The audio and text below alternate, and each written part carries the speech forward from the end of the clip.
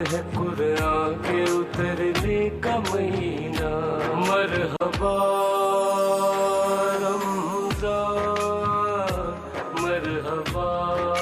बिस्मिल्लाहिर्रहमानिर्रहीम। अस्सलाम वालेकुम नाज़रीन, मरहबा इफ्तार ट्रांसमिशन में आपको कहेंगे खुश आमदीद। मैं हूँ हुमा अरसलान और मेरे साथ मौजूद हैं अज़हर अली आबिदी साहब। नाज़रीन, आप सब जानते हैं कि आपका हमारा साथ रहेगा पूरे माह मुबारक, जिसमें हम सब मिलकर समेटेंगे इस माह मुबारक की तमाम तर रहमतें, बरकतें, फजीलतें और सादतें, और कोशिश करेंगे कि ऐसे टॉपिक्स को, ऐसे मौज़ूआत को शामिल गुफ्तगू रखें जिनसे हम कुछ सीख सकें, हम उनको अपना सकें, उनसे अपनी ज़िंदगियों को संवार सकें।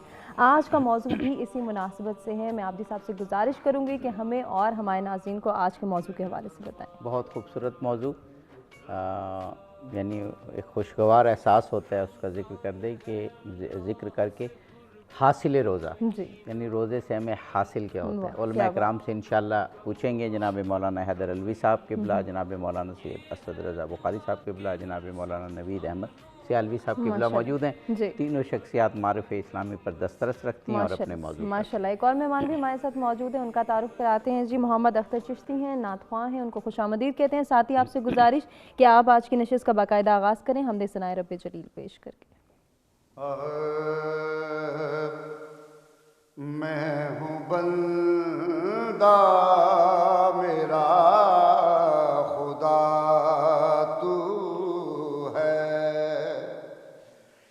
मैं हूँ बंदा मेरा खुदा तू है, मैं हूँ बंदा तेरा खुदा तू है, लाइके सजदाओ सना तू है, लाइके सजदाओ सना तू है, मेरी तुझसे बराबरी ही नहीं,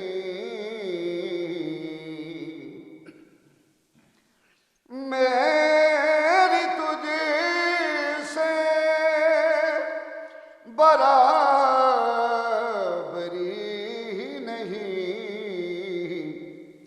मैं फना हूँ मगर बका तू है, मैं फना हूँ मगर बका तू है, किस जगह पर करूं गुनाह जाकर,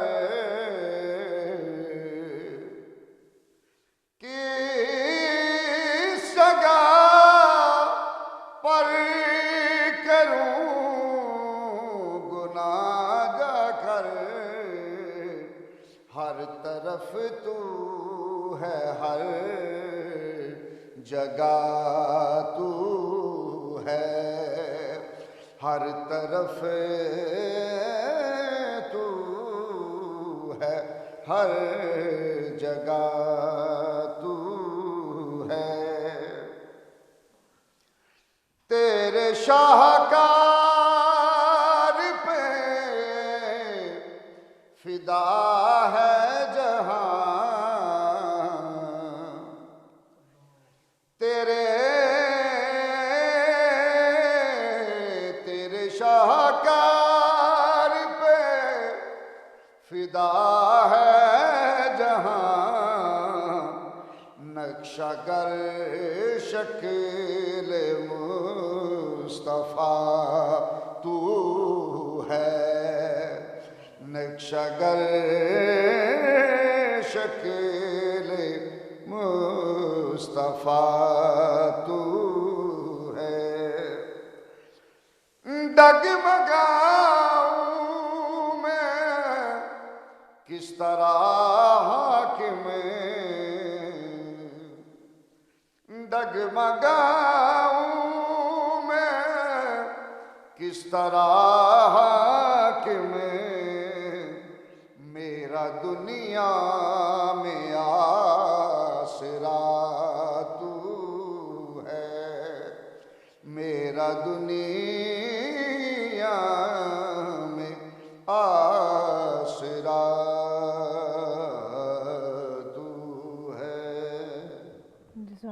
جزاک اللہ، سبحان ماشاء اللہ اللہ۔ سبحان اللہ۔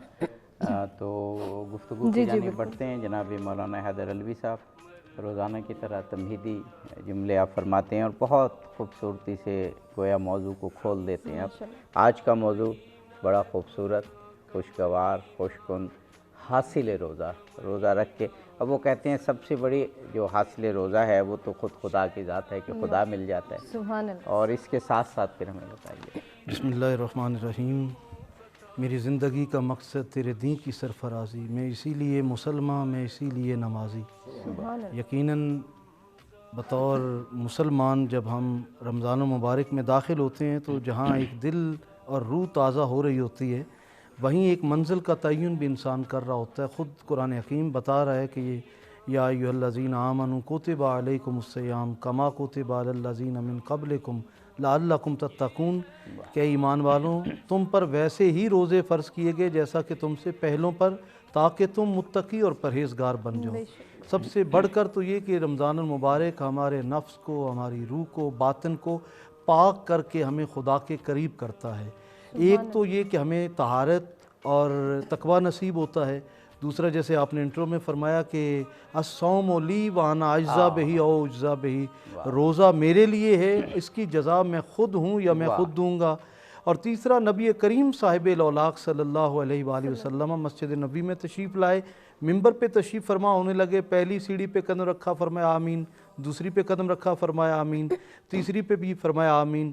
صحابہ کہتے ہیں یا رسول اللہ کو واقعہ نہیں، آمین کس پہ فرما رہے؟ فرمایا ابھی جبریل امین آئے تھے اور انہوں نے 3 دعائیں مانگی، تینوں پہ میں نے آمین کہا۔ فرمایا ہلاکت ہے اس شخص کے لیے کہ جس نے والدین میں سے دونوں کو پایا یا ایک کو اور ان کی خدمت کر کے جنت کو حاصل نہ کر سکا۔ ہلاکت اس شخص کے لیے بھی ہے کہ جس کے سامنے میں محمد کا نام لیا گیا صلی اللہ علیہ وآلہ وسلم اور اس نے مجھ پر اور میری آل پر درود نہ بھیجا۔ اور فرمایا ہلاکت اس شخص کے لیے بھی ہے کہ جس نے ماہ مقدس رمضان کو پایا اور اس میں عبادات کے ذریعے جنت حاصل نہ کر سکا۔ گویا حاصل رمضان، حاصل روزہ، وہ جنت جو سارے نبیوں کی آرزو ہے، وہ جنت جو حسن و حسین کی وراثت ہے، وہ جنت جو ہر مومن کی آرزو ہونی چاہیے، یہ ماہ مقدس وہ جنت ہمیں گھروں میں بانٹنے آتا ہے۔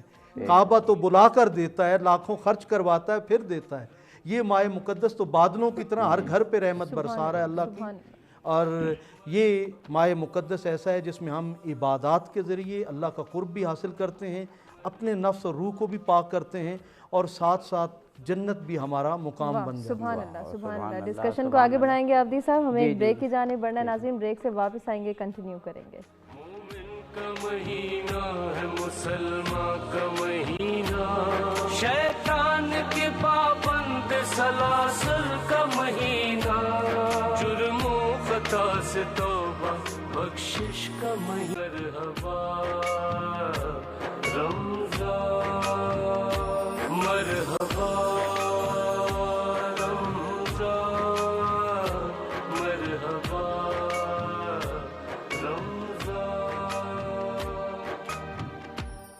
رمضان ہے رحمان کی رحمت۔ جی ناظرین، مرحبا افطار ٹرانسمیشن میں ایک مرتبہ پھر سے آپ کو کہیں گے خوش آمدید۔ آج کا خوبصورت موضوع جس پر گفتگو ہو رہی ہے حاصل روزہ، اور اس کے حوالے سے ہم جاننے کی کوشش کریں۔ اس کے ساتھ ساتھ آپ کو بتائیں کہ ابھی ہم گفتگو کے سلسلے کو ہی آگے بڑھائیں گے، لیکن اس سے پہلے نظر ڈال لیتے ہیں آج فقہ جعفریہ اور فقہ حنفیہ کے مطابق پاکستان کے مختلف شہروں میں افطار کی ٹائمنگز پر۔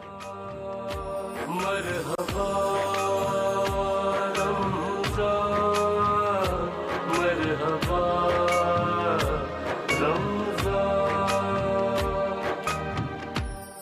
رمضان ہے رحمان کی رحمت کا مہینہ، رمضان ہے قرآن کے اترنے کا مہینہ، مرحبا رمضان، مرحبا رمضان،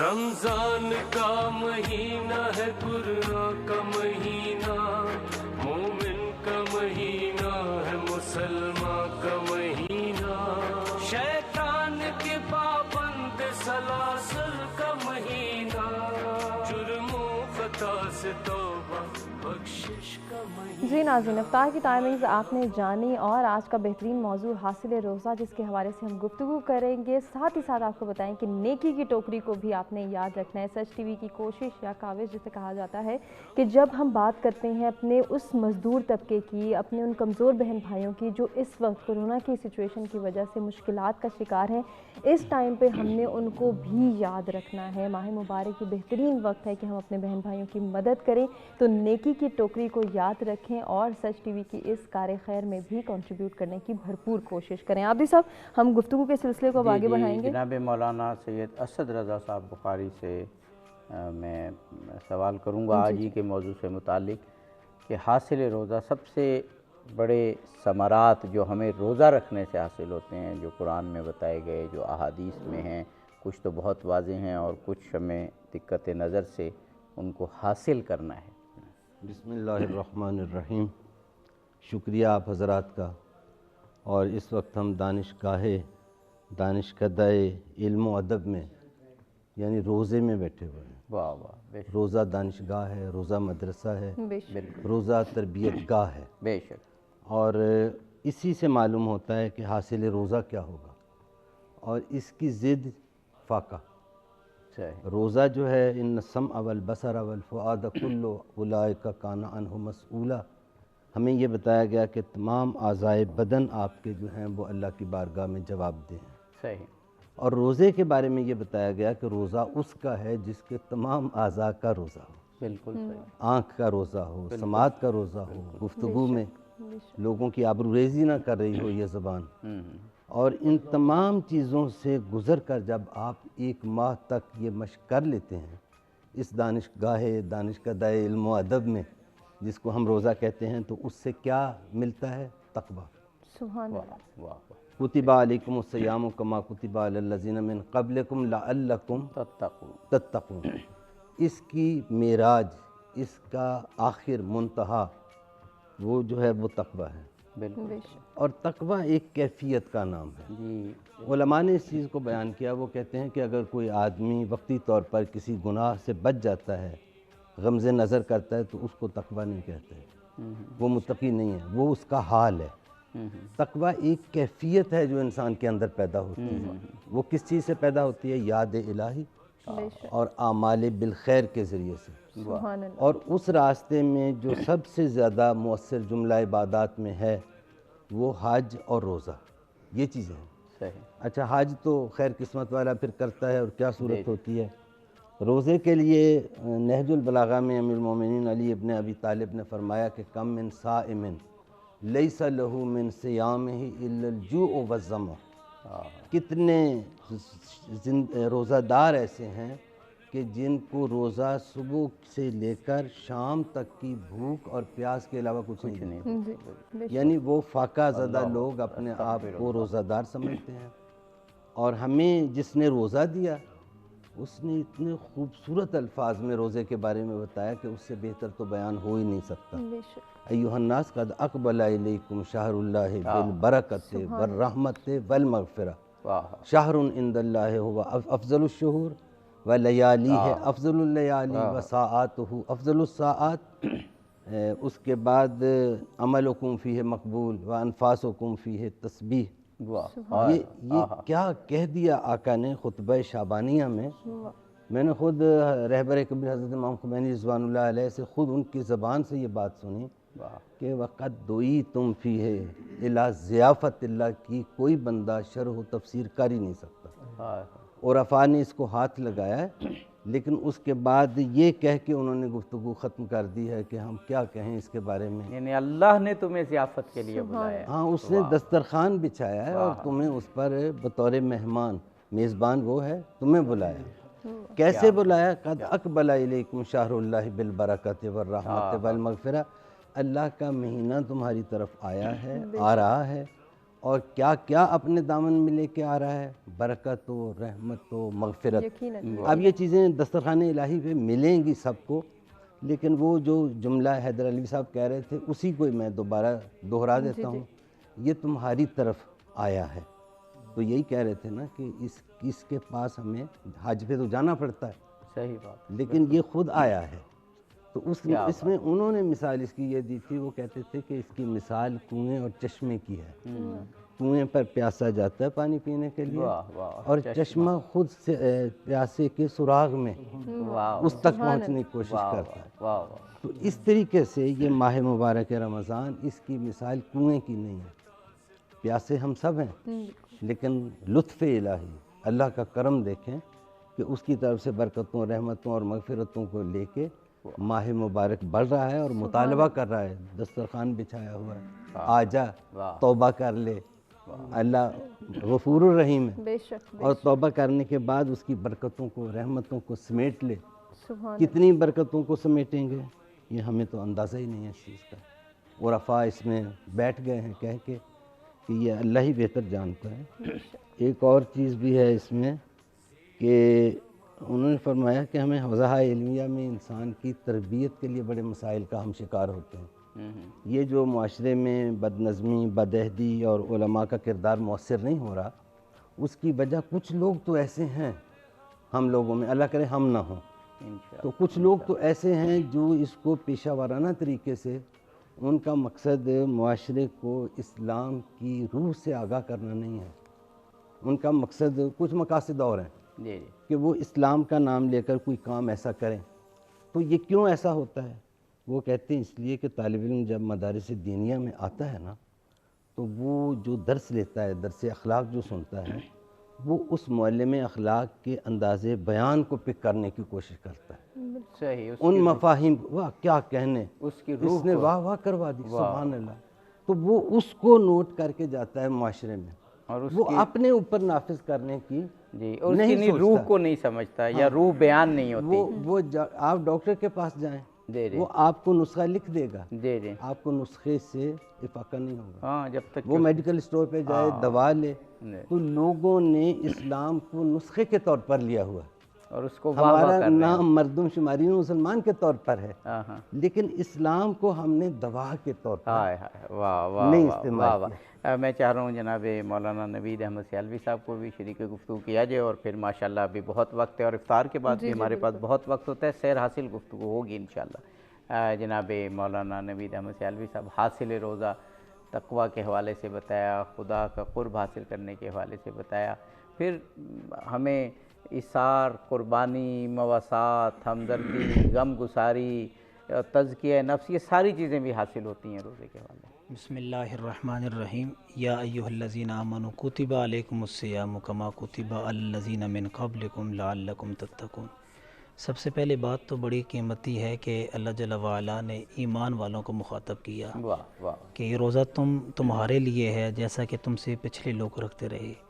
اس سے یہ پتہ چلا کہ روزہ صرف آج ہم نہیں رکھتے بلکہ ہم سے پہلے بھی رکھتے تھے، بالکل، اور اس کے رکھنے کی بنیادی ریزن یہی تھی کہ تاکہ ہم پرہیزگار بن جائیں اور تقوی دار بن جائیں۔ حاصل تو یہی تھا کہ ہم تقوی اختیار کریں، اور تقوی کے بدلے میں جو ہمیں حاصل ہوگا وہ ہے وَلِمَنْ خَافَ مَقَامَ رَبِّهِ جَنَّتَانِ۔ اللہ جل وعلا فرماتے ہیں کہ جو ہم سے ڈرتے ہیں، خوف زدہ ہو جاتے ہیں، پرہیزگار بن جاتے ہیں، تقوی دار بن جاتے ہیں، تو ہماری بارگاہ میں جب کھڑے ہوتے ہیں تو وہ کانپ رہے ہوتے ہیں، ڈر رہے ہوتے ہیں، تو ہم ان کے لیے 2 جنتوں کا اہتمام کرتے ہیں۔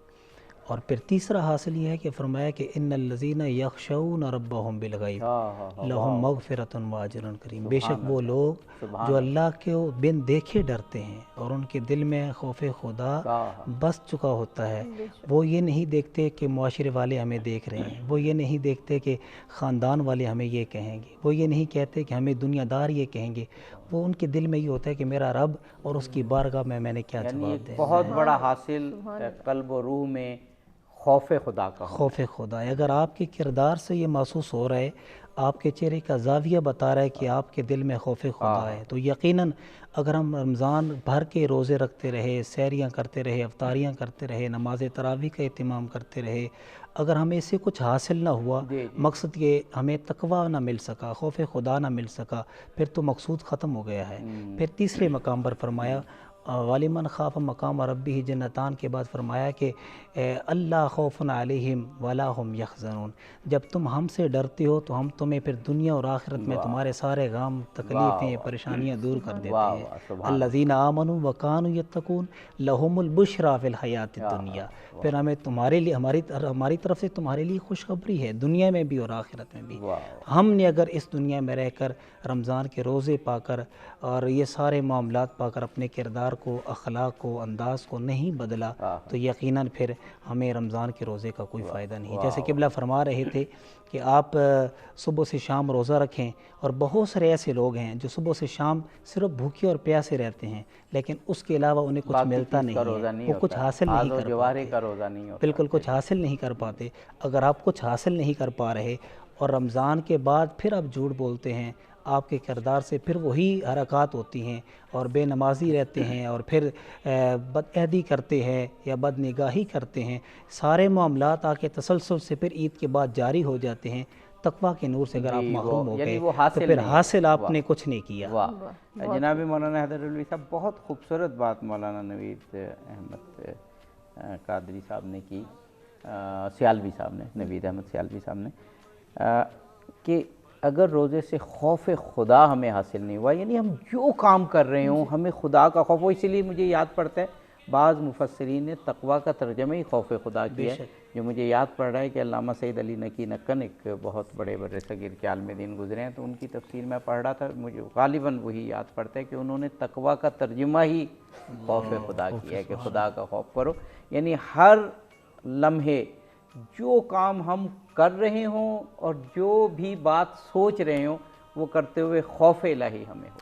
देखिए, जब मोहब्बत इलाही अपने उरूज पर पहुंचती है तो फिर खौफ जन्म लेता है। जी जी जी। हमारे यहाँ खौफ दो तरह के, बैठे बैठे अचानक किसी को कहें उठ यार पीछे सांप आ रहा है, वो भी डर है, खौफ है। लेकिन क्या खुदा से जो खौफ है वो खौफ बिल मोहब्बा है, यानी मोहब्बत कि मेरा कोई अमल से खौफ ज़्यादा होता है कि ये मेरी किसी बात से नाराज ना हो जाए, कोई अमल ऐसा ना हो जाए जो उसे नापसंद हो।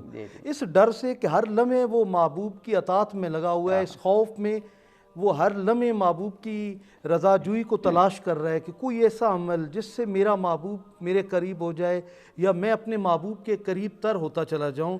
यही खौफ हमारे अंदर पैदा हो तो वो खौफ इलाही हमें जन्नत तक ले जाता है। और जो हमारे यहाँ किसी को कहा जाए, हमारे यहाँ जो मौजूदा नौजवान तकबा है जो अक्ल के घोड़ों पे सवार हैं, चले मस्जिद चलते हैं, वो कहते मुझे अल्लाह से डर लगता है। ये वो डर है जो हमारे बाज़ मुबल्लिगीन ने ऐसा पैदा किया है जैसे कि अल्लाह कहारो जब्बार है, जबकि उसने अपना तारुफ रहमान और रहीम करवाया है कि मेरे बंदे मैं रब्बुल आलमीन हूँ, मैं 70 माओं से बढ़कर तुमसे प्यार करने वाला हूँ, किसी लम्हे मेरे कुर्ब को इख्तियार तो कर। तुम्हें कहारो जब्बार भी है लेकिन इसका रहम और उसकी रहमती वासिअत अला ग़ज़ब भी छाई हुई है उस पर। वो तारुफ कहारी और जब्बारी का एक बार करवाया है। 99 सिफाती नामों में अगर एक नाम कहारो जब्बार है तो इसका मतलब ये है कि बाकी सारी सिफात अल्लाह की वो हैं। हमें हुक्म है कि आप कहारी और जब्बारी वाली सिफात अपनाएं, लेकिन वो दुश्मनाने खुदा के लिए हैं। अपने हो तो हो हल्का यारां तो बरेशम की तरह नर्म, रज़्म हक़्क़ो बातिल हो तो फौलाद है मोमिन। वहाँ कहारो जब्बारी हमारी भी नज़र आनी चाहिए बतौर मोमिन, लेकिन जो अल्लाह की सिफ़ात से मुत्तसिफ़ होने का हुक्म दिया गया वो इसीलिए है कि अल्लाह की सारी सिफ़ात फितरत का तकाजा भी हैं कि वो रब है, पैदा करने वाला है, वो पालने वाला है तो संभालने वाला भी है। और वो ये फरमाता है कि कोई ऐसा जी रूह नहीं है जो पत्थर में भी हो तो उसका राज़िक मैं हूँ। यानी उसकी नेमतों की तरफ जब ध्यान जाता है तो माँ के बतन में भी वही पालता है। दुनिया में आँख खोलें, हवासे खमसा मौजूद हैं, आँखें हैं, देखती हैं, पहचानती नहीं हैं, मुँह है, हरकत तो करता है लेकिन बोल नहीं सकता, कान है, सुनते हैं, समझ नहीं सकता, हाथ हैं लेकिन पकड़ नहीं सकते, पाँव हैं, मतलूबा चीज़ की तरफ जा नहीं सकता, बिल्कुल एक गोश्त का लोथड़ा है, लेकिन रब ताला उसकी परवरिश का एहतमाम माँ के ज़रिए कर रहा है, बहन के ज़रिए कर रहा है, बाप के ज़रिए कर रहा है। इन सारी कैफियत के अंदर इंसान खुद को तलाश करे कि मैं कहाँ हूँ और मुझे संभालने और पालने वाला कौन है, तो वहीं से इंसान खौफ बिल मोहब्बा को पैदा करता है, वो खुदा के करीब कर देती है और वैसे दुनिया का जो खौफ है उससे आज़ाद कर देती है। वाह वाह वाह, वो جو آپ نے کہا نا، جب انسان یہ سوچتا ہے کہ میں کیا ہوں اور اللہ تعالیٰ نے مجھے کیسے نواز دیا، وہ حضرت علی علیہ السلام کا بھی ایک قول نہج البلاغہ میں ہے کہ یہ انسان کیا ہے کہ ایک چربی سے دیکھتا ہے اور ایک ہڈی سے سنتا ہے، اور اس کے علاوہ بھی یعنی پھر اپنی وہ قدر و قیمت کو خداوند قدوس کے احکام کی بجا آوری کے ساتھ ہی پا سکتا ہے، ورنہ تو کچھ بھی نہیں۔ جناب مولانا سید اسد رضا صاحب بخاری، جو بھی آپ فرمائیں حاصل روزہ کے حوالے سے ہم ہمتن گوش ہیں۔ ایک چیز جو میرے نزدیک اور پیدا ہونی چاہیے اولین چیزوں میں حاصل روزہ میں، وہ اپنے آپ پر کنٹرول ہے، یعنی آپ جو عمل کر رہے ہیں، گویا ہے وہ خوف خدائی کی صورت، لیکن کہ جو کام آپ کر رہے ہیں آپ کو اس پر پورا کنٹرول ہو، کیا کرنا ہے کیا نہیں کرنا۔ یہی تقویٰ کا معنی ہے۔ جی جی یہ جو بات آپ کہہ رہے ہیں نا، جی جی یہی تقویٰ کا معنی ہے۔ شہید مرتضیٰ مطہری نے اس پر گفتگو تھوڑی سی کی ہے، جی جی جی اور بہت اچھی۔ گفتگو بڑے اہم خوبصورت موڑ پر پہنچ گئی ہے، وہ جملے میں ادا کروں جی آپ کی ضرور خدمت ضرور۔ میں۔ وہ کہتے ہیں کہ تقویٰ وقایا سے ماخوذ ہے، وقایا ڈھال کو کہتے ہیں، جی جی جی اور تقویٰ جو ہے یہ مومن اپنے اندر ایک دفاعی نظام، ایک ڈھال پیدا کرتا ہے، واہ واہ، مسلسل روزے رکھ کر، عبادت کر کے۔ بالکل تو وہ کیا ہوتا ہے کہ جب وہ کیفیت پیدا ہو جائے تو وہ ڈھال کس چیز کے خلاف ہے؟ برائیوں کے خلاف، بالکل گناہوں کے خلاف۔ جیسے میدان جنگ میں کوئی مجاہد ڈھال سے دشمن کے وار کو روکتا ہے، اس طریقے سے بندہ مومن تقویٰ کے ذریعے سے جب وہ متقی ہو جاتا ہے تو اس کے اندر وہ ڈھال، وہ یہ نظام حدیث بھی ہے نا کہ روزہ ایک ڈھال ہے، ایکٹیو ہو خود یہ جاتا بھی۔ ہے، جی جی ایکٹیو ہو جاتا ہے۔ تو وہ پھر کیا ہوتا ہے کہ گناہ کا حملہ اس پر اثر انداز نہیں ہوتا، متقی سے گناہ ٹکرائے تو متقی نہیں گرتا، گناہ گر جاتا ہے۔ واہ واہ واہ، تو اس میں پھر انہوں نے کہا کہ اس کی مثال بہت اچھی ہے۔ جی جی انہوں نے کہا اس کی مثال ایسے ہے جیسے ہم بچوں کو یہ ویکسینیشن کرواتے ہیں نا، جی جی جی ملیریا کے خلاف، جی جی جی ہیضے کے خلاف، خسرہ کے خلاف، ان چیزوں کے۔ تو وہ کیا ہوتا ہے کہ ان کے اندر ایک نظام ایکٹیو ہو جاتا ہے کہ پھر وہ بیماری ان پہ حملہ نہیں کرتی، اور اگر کرے تو وہ اس کا حملہ مؤثر نہیں ہوتا۔ تو اسی طریقے سے یہ عبادات جو ہیں، جب یہ انسان کے اندر وہ کیفیت، مرضی مولا کے تابع رہنا ہے، اس کی رضا جوئی کے راستے پر چلنا ہے، اور جو چیزیں اس رضا جوئی کے راستے پر چلنے میں رکاوٹ بنے ان سے پرہیز کرنا ہے۔ اچھا، بات جب یہاں پہنچ گئی ہے تو پھر بات کو مکمل ہی کرنا چاہیے۔ انہوں نے کہا کہ جو متقی ہوتا ہے وہ تمام گناہوں سے پرہیز کرتا ہے اور اس پہ اسلام اعتماد کرتا ہے، سوائے جنس کے مسئلے میں، کہ اگر ایک الگ کمرے میں جہاں کسی دوسرے کا آنا جانا نہ ہو، وہاں کوئی آدمی نماز بھی پڑھے، غیر محرم موجود ہو، دو افراد موجود ہیں تو وہ ایک دوسرے کے غیر محرم ہیں، تو وہاں پہ اگر نماز بھی پڑھے تو وہ کہتے ہیں شرعاً وہ نماز باطل ہے۔ جی جی جنس کے مسئلے یہ میں، اتنا یہ آپ نے بہت اچھا جنس بیان کے کیا۔ مسئلے میں متقی جو ہے اس پر اسلام اعتبار نہیں کرتا، صحیح، اور اس کو اس ماحول میں، یہ شراب خانے میں جائے گا شراب نہیں پیے گا، یہ اس پہ اعتماد ہے ہمیں۔ اچھا، یہ جائے گا، پیسے پڑے ہیں یہ نہیں اٹھائے گا، اس کو تمام چیزوں میں آپ اس پر اعتبار کریں جی جی جی، کہ یہ جائے گا وہاں کسی کو نصیحت کرے گا، لیکن اس چیز میں لیکن اس چیز میں اس کو اجازت نہیں ہے کہ وہ ایسے ماحول میں یہ رہے۔ بڑا اہم آپ نے بات بتائی۔ میرا خیال وقفے پر ہمیں جانا ہے۔ جی بریک کی جانب ناظرین ہمیں بڑھنا ہے، بریک سے واپس آئیں گے، آگے بڑھائیں گے اس سلسلے کو۔ اللہ اللہ رحمان، اللہ اللہ رحمان، اللہ اللہ رحمان، مرحبا رمضان، مرحبا رمضان، مرحبا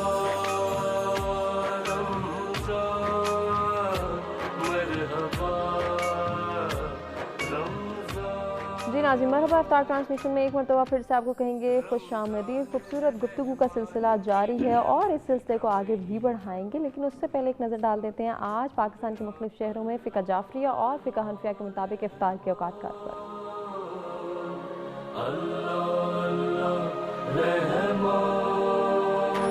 مرحبا رمضان، مرحبا رمضان، مرحبا رمضان، مرحبا رمضان، رمضان ہے रहमान की रहमत का महीना, रमजान है कुरान के उतरने का महीना। मरहबा रमजान, मरहबा रमजान। जी नाज़रीन, इफ्तार के औकातकार पर आपने नज़र डाली और अब वक्त हुआ है हमारे सेगमेंट सेहत और रमज़ान का, जहां पर एंकर पर्सन खुरम गर्देज़ी हमें बताएंगे कि हम किस तरह से रमज़ान मुबारक में अपनी सेहत का ख्याल रख सकते हैं। शैतान के पाबंद सलासल का महीना, जुर्मों खता से तौबा बख्शिश का महीना। मरहबा। जी शुक्रिया हुमा, और नाज़रीन को खुशामदीद कहता हूँ रमज़ान और सेहत के सेगमेंट में। और हम लोग इस सेगमेंट में बात करते हैं आपकी सेहत के बारे में, और रोज़ों के बारे में बात करते हैं, माह रमज़ान के बारे में बात करते हैं, साथ साथ जो कोरोना वायरस का पेंडेमिक है उस पर भी बात करते हैं, क्योंकि ये इन तमाम चीज़ों को हमें साथ लेके चलना है, क्योंकि नज़र नहीं आ रहा कि कोरोना वायरस जो है वो ख़त्म हो रहा है, और केसेस जो हैं वो रोज़ बरोज़ हम लोग देख रहे हैं कि पाकिस्तान में बढ़ते जा रहे हैं। तो इसके मद्देनज़र हम लोग चाहते हैं कि जितनी ज़्यादा अवेयरनेस लोगों में फैलाई जा सके। रमज़ान के महीने में हमें बहुत सी एक्टिविटीज़ करनी होती हैं, उनको मद्देनज़र रखते हुए साथ साथ जो प्रिकॉशनरी मेजर्स हैं उनको भी हमने मद्देनज़र रखना होता है। रमज़ान का महीना है, और रमज़ान के महीने में हम लोग सवाब बहुत से कमाते हैं और गुनाहों की माफ़ी भी मांगते हैं, लेकिन साथ साथ एक जो थोड़ा सा मसला आ जाता है वो ये है कि हमारी जो खुर्द खुराक की रूटीन है उसमें बड़ी तब्दीली आ जाती है, और वो तब्दीली बड़ी हैवी किस्म की होती है, क्योंकि अफ्तार के टाइम पे जो है वो एक बहुत लंबा चौड़ा दस्तरखान बिछता है, और उस पर जो है फिर ज़ाहिर बात है भूख भी लगी होती है, और हम लोग फिर ज़्यादा खा लेते हैं, मुख्तलिफ़ चीज़ें खा लेते हैं। अब क्या खाना चाहिए क्या नहीं खाना चाहिए, ये तो हमारे जो गेस्ट डॉक्टर हैं, डॉक्टर अरसलान मलिक, जिन्होंने हमें इराक़ से ज्वाइन किया है, पब्लिक हेल्थ स्पेशलिस्ट हैं डॉक्टर साहब, और कंट्री डायरेक्टर भी हैं एक INGO के इराक़ में। डॉक्टर साहब से हम पूछेंगे कि जनाब जो हमारी डाइटरी हैबिट है रमज़ान के दौरान, रोज़ों के दौरान, उसमें जो तब्दीली आती है वो मुस्बत है, और जो हमारी रूटीन ख़ास तौर पे पाकिस्तान की अगर हम बात करें, जो हमारी रूटीन है खाने पीने की, उसको आप किस तरह देखते हैं? सलाम अर्ज़ करता हूँ डॉक्टर साहब खिदमत में। डॉक्टर साहब थैंक यू वेरी मच, आपने ज्वाइन किया मेरे प्रोग्राम में। डॉक्टर साहब उम्मीद है कि आपके रोज़े भी अच्छे गुजर रहे होंगे, आपका जो कोरोना के ख़िलाफ़ जंग है उसमें भी आपको अल्लाह ताला कामयाबी अता फरमा रहे होंगे। डॉक्टर साहब जैसे मैंने कहा कि रमज़ान के महीने में रोज़ों में हमारी डाइटरी जो रूटीन है वो काफ़ी तब्दील हो जाती है, इस पर डॉक्टर साहब कमेंट कीजिएगा कि क्या रूटीन अच्छी है क्या बुरी है? Thank you Khurram. Thank you. अगर आप नॉर्मली देखें तो रमज़ान के अंदर आपने जिस तरह पॉइंट आउट किया, हमारी सारी डाइटरी हैबिट चेंज हो जाती है, खाने पीने की तमाम आदत रूटीन चेंज हो जाती है। अगर हम इंसानी जिस्म को समझने की कोशिश करें तो हमारे जिस्म के अंदर साइकिल्स चल रहे होते हैं, साइकिल्स के अंदर चल रहा होता है, सारे फंक्शंस जो हैं वो साइकिल्स के अंदर चल रहे होते हैं।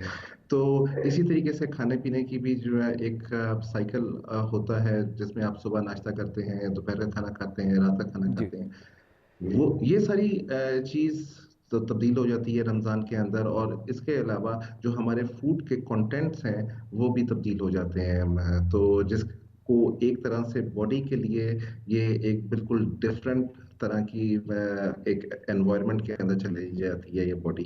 तो जो कोशिश हमें करनी चाहिए वो ये है कि हम बहुत ज़्यादा चेंजेस ना लेकर आएँ, और इन जहाँ पर रोज़े के बहुत सारे फ़वाइद बताए जाते हैं, उसके अंदर इंसान की सेहत के ऊपर, जिस्म के ऊपर अच्छे असरात मुरतब होते हैं।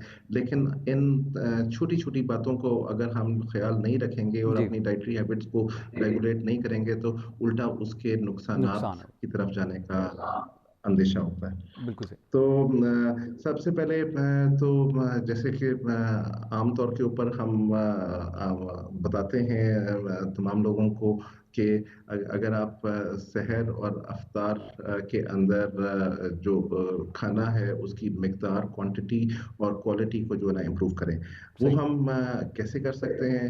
خاص طور کے اوپر جو مرغن غذائیں ہیں ان کو اوائڈ کریں، جس کے اندر زیادہ مسالہ جات ہیں یا جس کے اندر زیادہ آئل ہے، فرائڈ چیزیں ہیں، ان کو اوائڈ کریں. ہم لوگ عام طور کے اوپر افطار کے اندر سموسے اور پکوڑوں کا بہت زیادہ رواج ہے، اور اب تو آلو کے چپس کا بھی بہت زیادہ رواج ہے. تو کوشش کریں کہ اس طرح کے مسالہ دار اور فرائڈ چیزوں کو اوائڈ کریں اور لائٹ ڈائٹ رکھیں.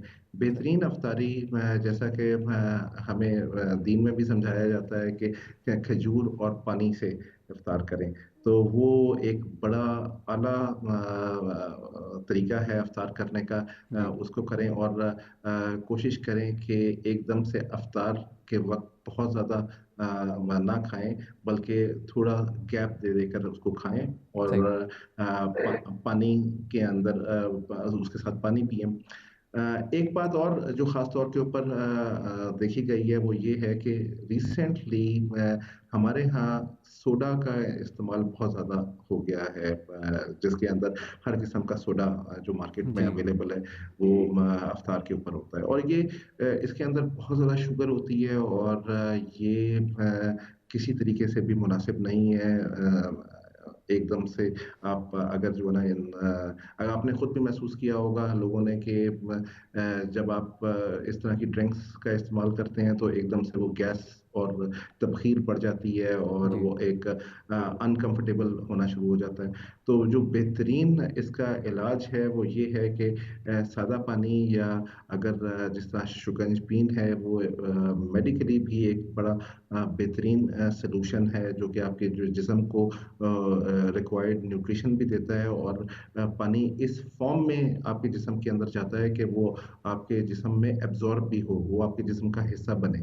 نہ کہ وہ جب خاص طور کے اوپر جب بہت زیادہ شوگری یہ لیکوڈز آپ پیتے ہیں تو اس کے اندر ایبسارپشن پانی کی جو جسم کو جو اویلیبلٹی ہے وہ کم ہوتی جاتی ہے. تو بہتر یہ ہے کہ ان چیزوں سے اوائڈ کریں اور سادہ غذا اگر رکھیں تو وہ بہت بہتر ہے. صحیح. اچھا ڈاکٹر ایک چیز جو جی فرمائیے گا. جی ایک چیز جو بہت امپورٹنٹ ہے جو کہ ہم مس کر دیتے ہیں وہ یہ ہے کہ عام طور کے اوپر آپ دیکھیں کہ ہمارے افطار اور سحر کا جو مینیو ہے وہ کچھ اس قسم کا ہوتا ہے جس کے اندر سٹارچز بہت زیادہ ہوتے ہیں یا کاربوہائیڈریٹس بہت زیادہ اس کے اندر ہوتے ہیں. اور خاص طور کے اوپر جو فائبر کنٹینٹ ہے کھانے کے اندر جو کہ بہت امپورٹنٹ ہے وہ ہم لوز کر جاتے ہیں. تو کوشش کریں کہ آج کل جس طرح مارکیٹ کے اندر تربوز، خربوزہ اور باقی دیگر پھل ہیں ان کو ہم استعمال کریں اپنے افطار کے اندر، تو اور اس کے بعد بھی تو وہ یہ ہوتا ہے کہ آپ کی جو باڈی کا جو ایبزارپشن کا میکانزم ہے فوڈ کا وہ زیادہ بہتر ہو جاتا ہے، اور آپ کے ہاضمے کے اوپر بھی جو ہے نا اس کے بہت اچھے اثرات پڑتے ہیں. صحیح. اچھا ڈاکٹر صاحب یہ عرض کیجیے گا کہ آپ نے یہ چیز نوٹ کی ہوگی کہ ہم اگر پاکستان کی بات کریں تو جو ڈائٹری ہیبٹ رمضان کے دوران ہماری ہیں، کیا یہ دوسرے ممالک میں بھی آپ کو اس طرح کی روٹین دیکھنے میں ملتی ہے کہ جو پکوڑے، سموسے اور ایک بڑا جو ہے زبردست قسم کا وہ دسترخوان ہوتا ہے، بڑی ہیوی قسم کی؟ ابھی آپ سے پہلے بھی ایک ڈاکٹر صاحب سے ہماری بات ہو رہی تھی تو وہ یہ کہہ رہے تھے کہ جناب آپ نے افطاری بالکل ایسے ہی کرنی ہے جیسے ایک عام دنوں میں آپ عام ڈنر کرتے ہیں، رات کا کھانا کھاتے ہیں، لیکن ہم لوگ افطار کو پھر بہت ہیوی کر دیتے. تو یہ بیہیویئر جو ہے یہ کہیں اور بھی دیکھنے میں ملتا ہے کہ یہ صرف ہمارے ملک میں ہے؟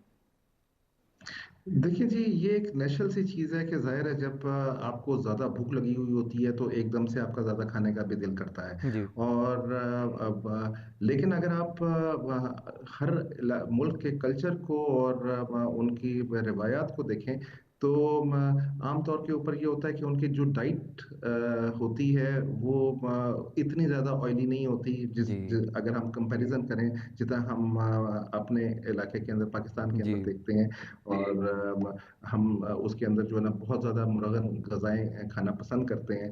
तो बाकी जगह के ऊपर ओवर ईटिंग का ज़रूर आपको जो है ना शिकायत होती है, और उससे आपको जो है ना लोगों को ये ट्रेंड देखने को मिलता है। लेकिन आमतौर के ऊपर वो खाने इतने ज़्यादा ऑयली नहीं होते, वो इतने ज़्यादा फ्राइड नहीं होते, आमतौर के ऊपर लाइट होते हैं, तो वो इतना नुकसान नहीं पहुंचाते जितना इस तरह की चीज़ें पहुंचाती हैं। और अगर आप ये देखें तो जितने भी आपके मुरगन खाने हैं या फ्राइड खाने हैं, तो उसके बाद आपको एक ज़्यादा प्यास और ज़्यादा मतलब एक डिस्कम्फर्ट जो है महसूस होती है। बिल्कुल ऐसे।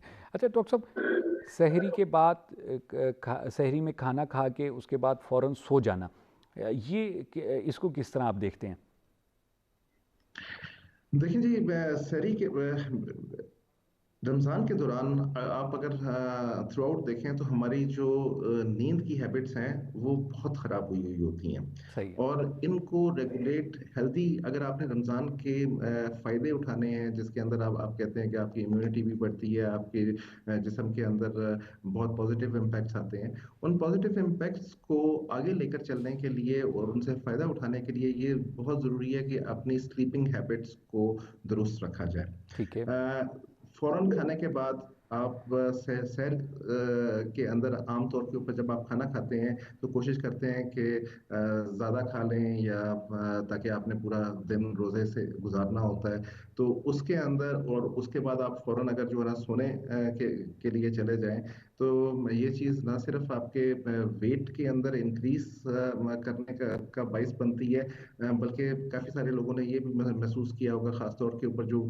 बड़ी उम्र के लोग हैं वो उन्होंने ये महसूस किया होगा कि उनको एसिडिटी की शिकायत और रिगर्जिटेशन की शिकायत भी जो है ना वो होती है, और उल्टा वो ये होता है कि आपके हेल्थ के ऊपर उस चीज़ का एक नेगेटिव इम्पैक्ट आ रहा होता है। तो कोशिश करें कि अगर आप जिस तरह नींद आपने पूरी करनी है तो उसका बेहतरीन तरीका ये है कि रात को तरावी के बाद जल्दी सोएं और सुबह जल्दी उठें, ताकि जो है ना एक हेल्दी रूटीन आपकी मेंटेन हो सके।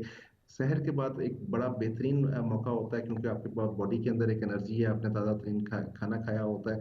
अगर सुबह मॉर्निंग वॉक अगर हल्की फुल्की कर लिया जाए तो आप ना सिर्फ फ्रेश रहते हैं, बल्कि आप के जिस्म के अंदर उसके बहुत ज़्यादा पॉजिटिव असरात होते हैं, और एक ओवरऑल आपका मूड भी एलिवेट रहता है। एक वो डिप्रेशन टाइप का जो है ना वो स्टेट नहीं आती। और आजकल तो वैसे भी जैसे एक लॉकडाउन की सिचुएशन है, तो लोग अपने घरों के अंदर बंद हैं, और उसके जो है ना साइकोलॉजिकल इम्पैक्ट्स भी होते हैं। तो इस मौके के ऊपर अगर हल्की फुल्की एक्सरसाइज, जिस तरीके से वॉक, मैं ज़्यादा हैवी एक्सरसाइज की बात नहीं कर रहा, अगर हल्की फुल्की एक्सरसाइज आप वॉक टाइप की करें तो उसके ऊपर ओवरऑल आपकी बॉडी के ऊपर भी और आपके मूड के ऊपर, आपकी मेंटल हेल्थ के ऊपर भी बहुत ज़्यादा पॉजिटिव असर। सही। अच्छा डॉक्टर साहब, गर्मियों का मौसम है, वाटर इनटेक की थोड़ी सी बात करते हैं। जैसे आपने कहा कि जी सोडा ड्रिंक्स, शरबत और इस तरह की चीज़ों का भी एक रिवाज चल पड़ता है माह रमज़ान में। सादा पानी बेनिफिशियल है या नहीं शरबत? क्योंकि लोग कहते हैं कि जी शरबत से आपको थोड़ी ग्लूकोज मिल जाती है, एनर्जी मिल जाती है, टेस्ट में भी अच्छा होता है। देखिए जी, आपकी बॉडी को अफ्तार के वक्त ख़ास तौर के ऊपर जितनी एनर्जी की ज़रूरत है होती है, फौरी तौर के ऊपर रैपिड एनर्जी की ज़रूरत होती है, वो 1 या 2 खजूरों से भी जो है ना हासिल हो जाती है। अच्छा। तो उसके बाद जितना आप कर रहे होते हैं, it's more of a psychological thing. तो कोशिश एक और चीज़ जो अंडरस्टैंड करने की ज़रूरत है वो ये है कि सारा दिन फास्टिंग करके रोज़े के साथ रहकर आपका मैदा भी थोड़ा सा सुकड़ सा जाता है, اور اس کے اندر آپ جب ایک دم سے اس کو اوور لوڈ کر لیتے ہیں تو وہ آپ کی باڈی کے لیے، چاہے وہ آپ پانی سے اوور لوڈ کریں یا چاہے آپ اس کو کسی بھی چیز سے اوور لوڈ کریں، کھانے سے اوور لوڈ کریں، تو وہ ایک اس کے ایک نیگیٹو امپیکٹ آپ کی باڈی کے اوپر پڑتا ہے. اور اس کا بہترین طریقہ جو پانی پینے کا بہترین طریقہ ہے، یا کوئی بھی لیکوڈ پینے کا بہترین طریقہ ہے، وہ یہ ہے کہ اس کو انٹرمیٹنٹلی پئیں، تھوڑا تھوڑا وقفے کے بعد آپ جو ہے نا اس کو پئیں، بجائے اس کے کہ ایک دم سے. جب دل تو کرتا ہے لیکن اس جو آپ کی وہ ایک ارج ہوتی ہے اس کو کنٹرول کرنا چاہیے، اور تھوڑی تھوڑی وقفے کے بعد آپ پانی پئیں تو وہ زیادہ بہتر طریقے سے آپ کے جسم کے اندر ایبزارب بھی ہوتا ہے، اور آپ کا پیاس آپ محسوس کریں گے کہ آپ کو اتنی پیاس بھی نہیں لگے گی. اور ویسے بھی آپ کو رمضان کے اندر یہ بہت ضروری ہوتا ہے کہ ہم اپنی ڈی ہائیڈریشن کو، اپنی باڈی کو ڈی ہائیڈریٹ ہونے سے بچائیں. تو ڈی ہائیڈریٹ ہونے سے بچانے کا بہترین طریقہ یہ ہے کہ آپ اس کو آہستہ آہستہ پانی کو جو ہے نا پئیں، اور تھوڑی تھوڑی دیر وقفے کے بعد پئیں. صحیح. اچھا ڈاکٹر صاحب، گرمیوں کے موسم میں یہ بھی دیکھنے میں ملتا ہے کہ ہم جب جیسی افطاری کرتے ہیں تو بہت سارا پانی پی لیتے ہیں، اور اس کے بعد پھر کھانا کھانے کی جگہ جو ہے وہ کم رہ جاتی ہے، پیٹ بھر سا جاتا ہے اور کھانا نہیں کھایا جاتا. تو یہ ایسی سچویشن میں کیا کیا جائے؟ آپ نے ٹھیک کہا کہ مثلا تھوڑے تھوڑے وقفے کے ساتھ آپ پانی پئیں، لیکن ایک دو گلاس تو ہم فوراً جو ہے افطاری کے ساتھ ہوتے ہی پی لیتے ہیں. تو کیا پھر اس کی وجہ سے یہ ہوتا ہے کہ ہم کھانا کم کھا رہے ہوں، اور یعنی وہ ہمیں پھر وہ کھانے کی جو کوانٹٹی چاہیے تھی وہ نہیں ملے؟ میں نے جیسے عرض کیا کہ آپ کا معدہ تھوڑا سا شرنک ہوا ہوتا ہے سارا دن فاسٹ کرنے کے بعد، تو ایک دم سے جب اس کے اندر کھانا اور پانی ایک ساتھ جاتا ہے تو وہ ایک دم سے ایک جلدی سے فلنس کا احساس ہونا شروع ہو جاتا ہے. اس کا بہترین طریقہ ہے ہی یہی کہ آپ تھوڑی تھوڑی دیر کے وقفے کے بعد پانی پئیں. ایک وقت کے اندر بہت زیادہ کھانے کی کوشش نہ کریں، اور تھوڑا سا گیپ دیں، نماز پڑھیں. افطاری کے بعد ایک سادہ سی افطاری کریں، نماز پڑھیں، اور اس کے بعد کوشش کریں کہ آپ ایک ہی دفعہ اگر سادہ کھانا کھا لیں تو وہ زیادہ بہتر ہے، بجائے اس کے کہ عام طور کے اوپر دیکھا گیا ہے کہ ہم افطاری کرتے ہیں کئی مرتبہ، پھر رات کو جو ہے نا لیٹ کھانا کھا رہے ہوتے ہیں، پھر صبح جو ہے نا سحری کے وقت دوبارہ وہ کھا رہے ہوتے ہیں. تو یہ ان ہیبٹ کو ذرا تھوڑا سا جو ہے نا، یہ صرف ہماری ڈائٹری ہیبٹس ہوتی ہیں، ان کو صرف آپ کو سمجھتے ہوئے کانشیسلی ان کو ریگولیٹ کرنا ہوتا ہے، تاکہ آپ ایک بہتر طریقے سے اپنی جو ہے نا رمضان گزار سکیں، اور اس روزے کا بہترین امپیکٹس جو آپ کی باڈی کے اوپر ہوا سکیں، فائدہ جو ہے وہ آپ کو ہو سکے. ڈاکٹر صاحب تھینک یو ویری مچ. بہت اہم انفارمیشن، بہت اہم نکات کی طرف آپ نے اشارہ کیا، اور بہت ضروری ہے کہ ہم ان چیزوں کو سمجھیں تاکہ ہمیں ہمارے روزے کا بھی صحیح فائدہ ہو.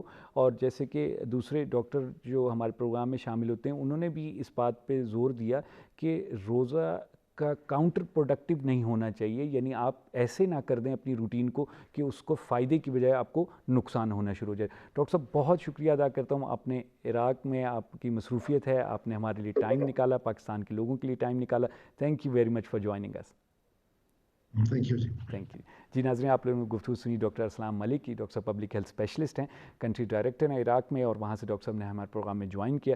ڈاکٹر صاحب نے اہم نکات روزے سے متعلق، روزے میں جو ہماری کھانے پینے کی روٹین ہے اس کے بارے میں بات کیا، اور سونے کی روٹین ہے اس پہ بھی ڈاکٹر صاحب نے بات کی. واک کا بھی ڈاکٹر صاحب نے کہا تھوڑا بہت کر لی جائے تو اچھا ہے.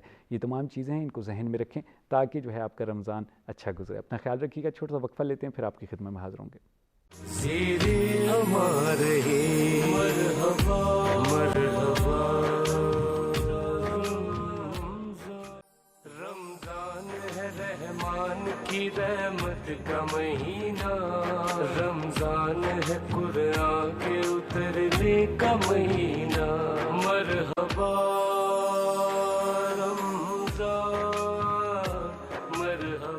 جی ناظرین، مرحبا افطار ٹرانسمیشن میں ایک مرتبہ پھر سے آپ کو کہیں گے خوش آمدید. خوبصورت گفتگو کے سلسلے کو آگے بڑھائیں گے، لیکن اس کو آگے بڑھانے سے قبل ہم اختر چشتی صاحب سے گزارش کریں گے کہ وہ بارگاہ رسالت مآب صلی اللہ علیہ وسلم میں ہدیہ نعت پیش کریں.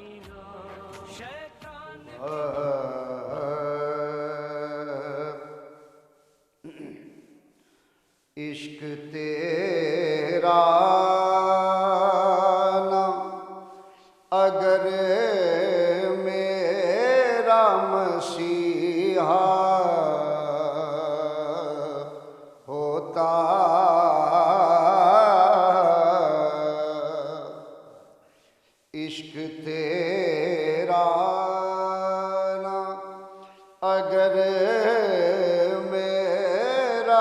مسیحا ہوتا میں بھی گمراہی کے ویرانوں میں کھویا ہوتا تیری نسبت نے سنوارا میرا انداز حیات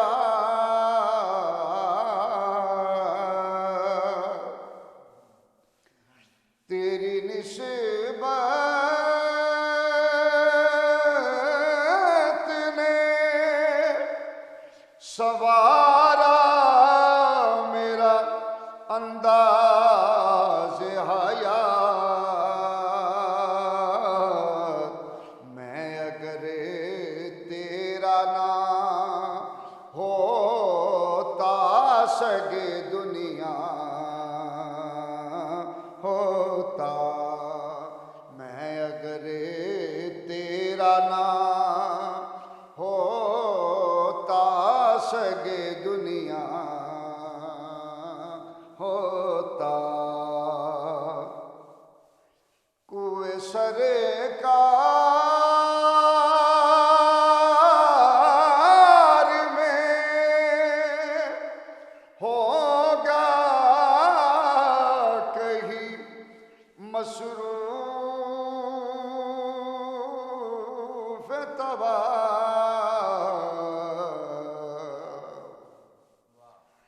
کوئے سرکار میں ہوگا کہیں مصروف طواف کیونکہ دل اگر سینے میں ہوتا تو دھڑکتا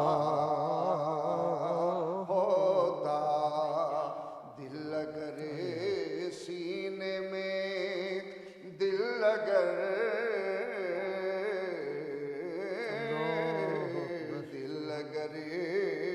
سینے میں ہوتا تو دھڑکتا ہوتا کاش یہ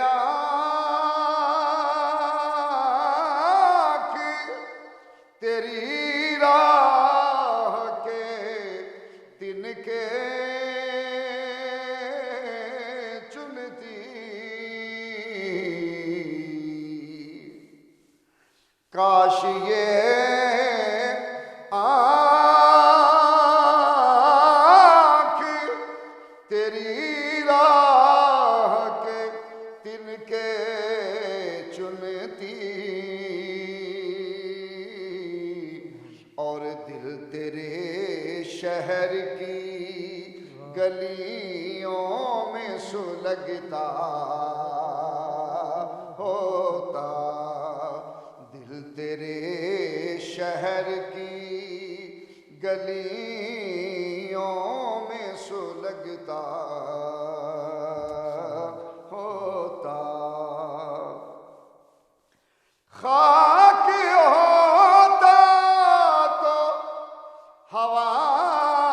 ہواؤں سے لپٹ کر اعظم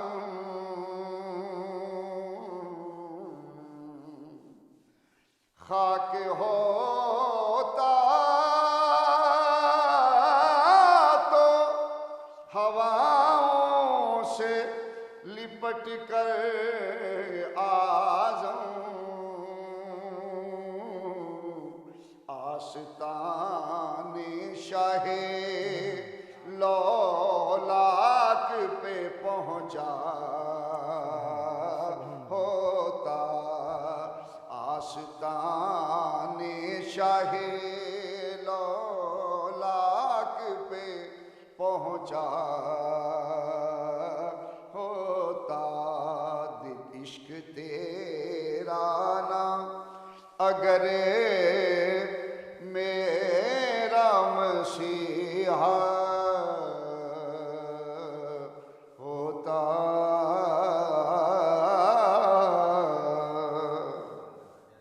जज़ाकल्लाह। जब हम वक्फे पर गए थे तो मौलाना नवीद अहमद सियालवी साहब से हमने सवाल करना था। हासिल रोज़ा पे गुफ्तगू हो रही है और सवाल की तो ज़रूरत नहीं, इतने खूबसूरत जवाब और वाक़ईन रोज़े के जो मकासिद हैं और जो हासिल रोज़ा है उसको इतने खूबसूरत अंदाज में बयान फरमाया। जनाब मौलाना, अभी तक का बात जो हमें अभी तक जो मुद्दा जो बात जो हासिल हमें हुआ है वो यही कि इताअत इलाही में अपने जिस्म और रूह पर अपने आप पर मुकम्मल कंट्रोल ये होना चाहिए हासिल रोज़ा। माशाल्लाह बड़ी जानदार गुफ्तगू फरमाई उलमा ने। मैं कुरान पाक की इस आयत पर आज के मौजू को मज़ीद आगे बढ़ाना चाहता हूँ। इन्नमल मुमिनून लज़ीना इज़ा ज़ुकिरल्लाह, बेशक अल्लाह के कामिल मोमिन बंदे वो हैं कि जब उनके सामने अल्लाह का ज़िक्र किया जाता है तो वाजिलत कुलूबुहुम, तो उनकी दिल खौफज़दा हो जाते हैं, डर जाते हैं। जब अल्लाह का ज़िक्र हम सुबह शाम सुनते हैं, नमाज की सूरत में, नात की सूरत में, कुरान की सूरत में, नमाज तरावीह की सूरत में, ये अल्लाह का ज़िक्र है। और मोमिन की यही सिफ़त होनी चाहिए कि अल्लाह के ज़िक्र के सामने आपकी कैफियत जो है महसूस की जा रही हो कि आप अल्लाह का ज़िक्र सुन रहे हैं। हज़रत मौला मेरे कायनात जब मस्जिद में एंटर होते थे तो आपका जिस्म कांपना शुरू हो जाता था और खौफ खुदा में लर्जना शुरू हो जाता था। बिल्कुल।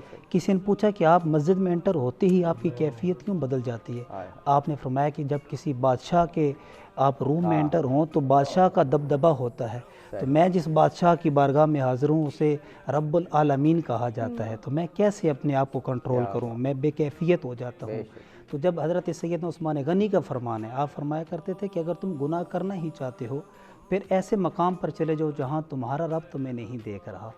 आपकी कैफियत ऐसी होनी चाहिए, आपका ईमान यकीन इतना पक्का हो जाना चाहिए कि मैं जो करने लगा हूँ मेरा अल्लाह मुझे देख रहा है। हज़रत बाबा फ़रीद के बारे में आता है, सफ़र में जा रहे थे तो रास्ते में थकावट की वजह से स्टे करते हैं।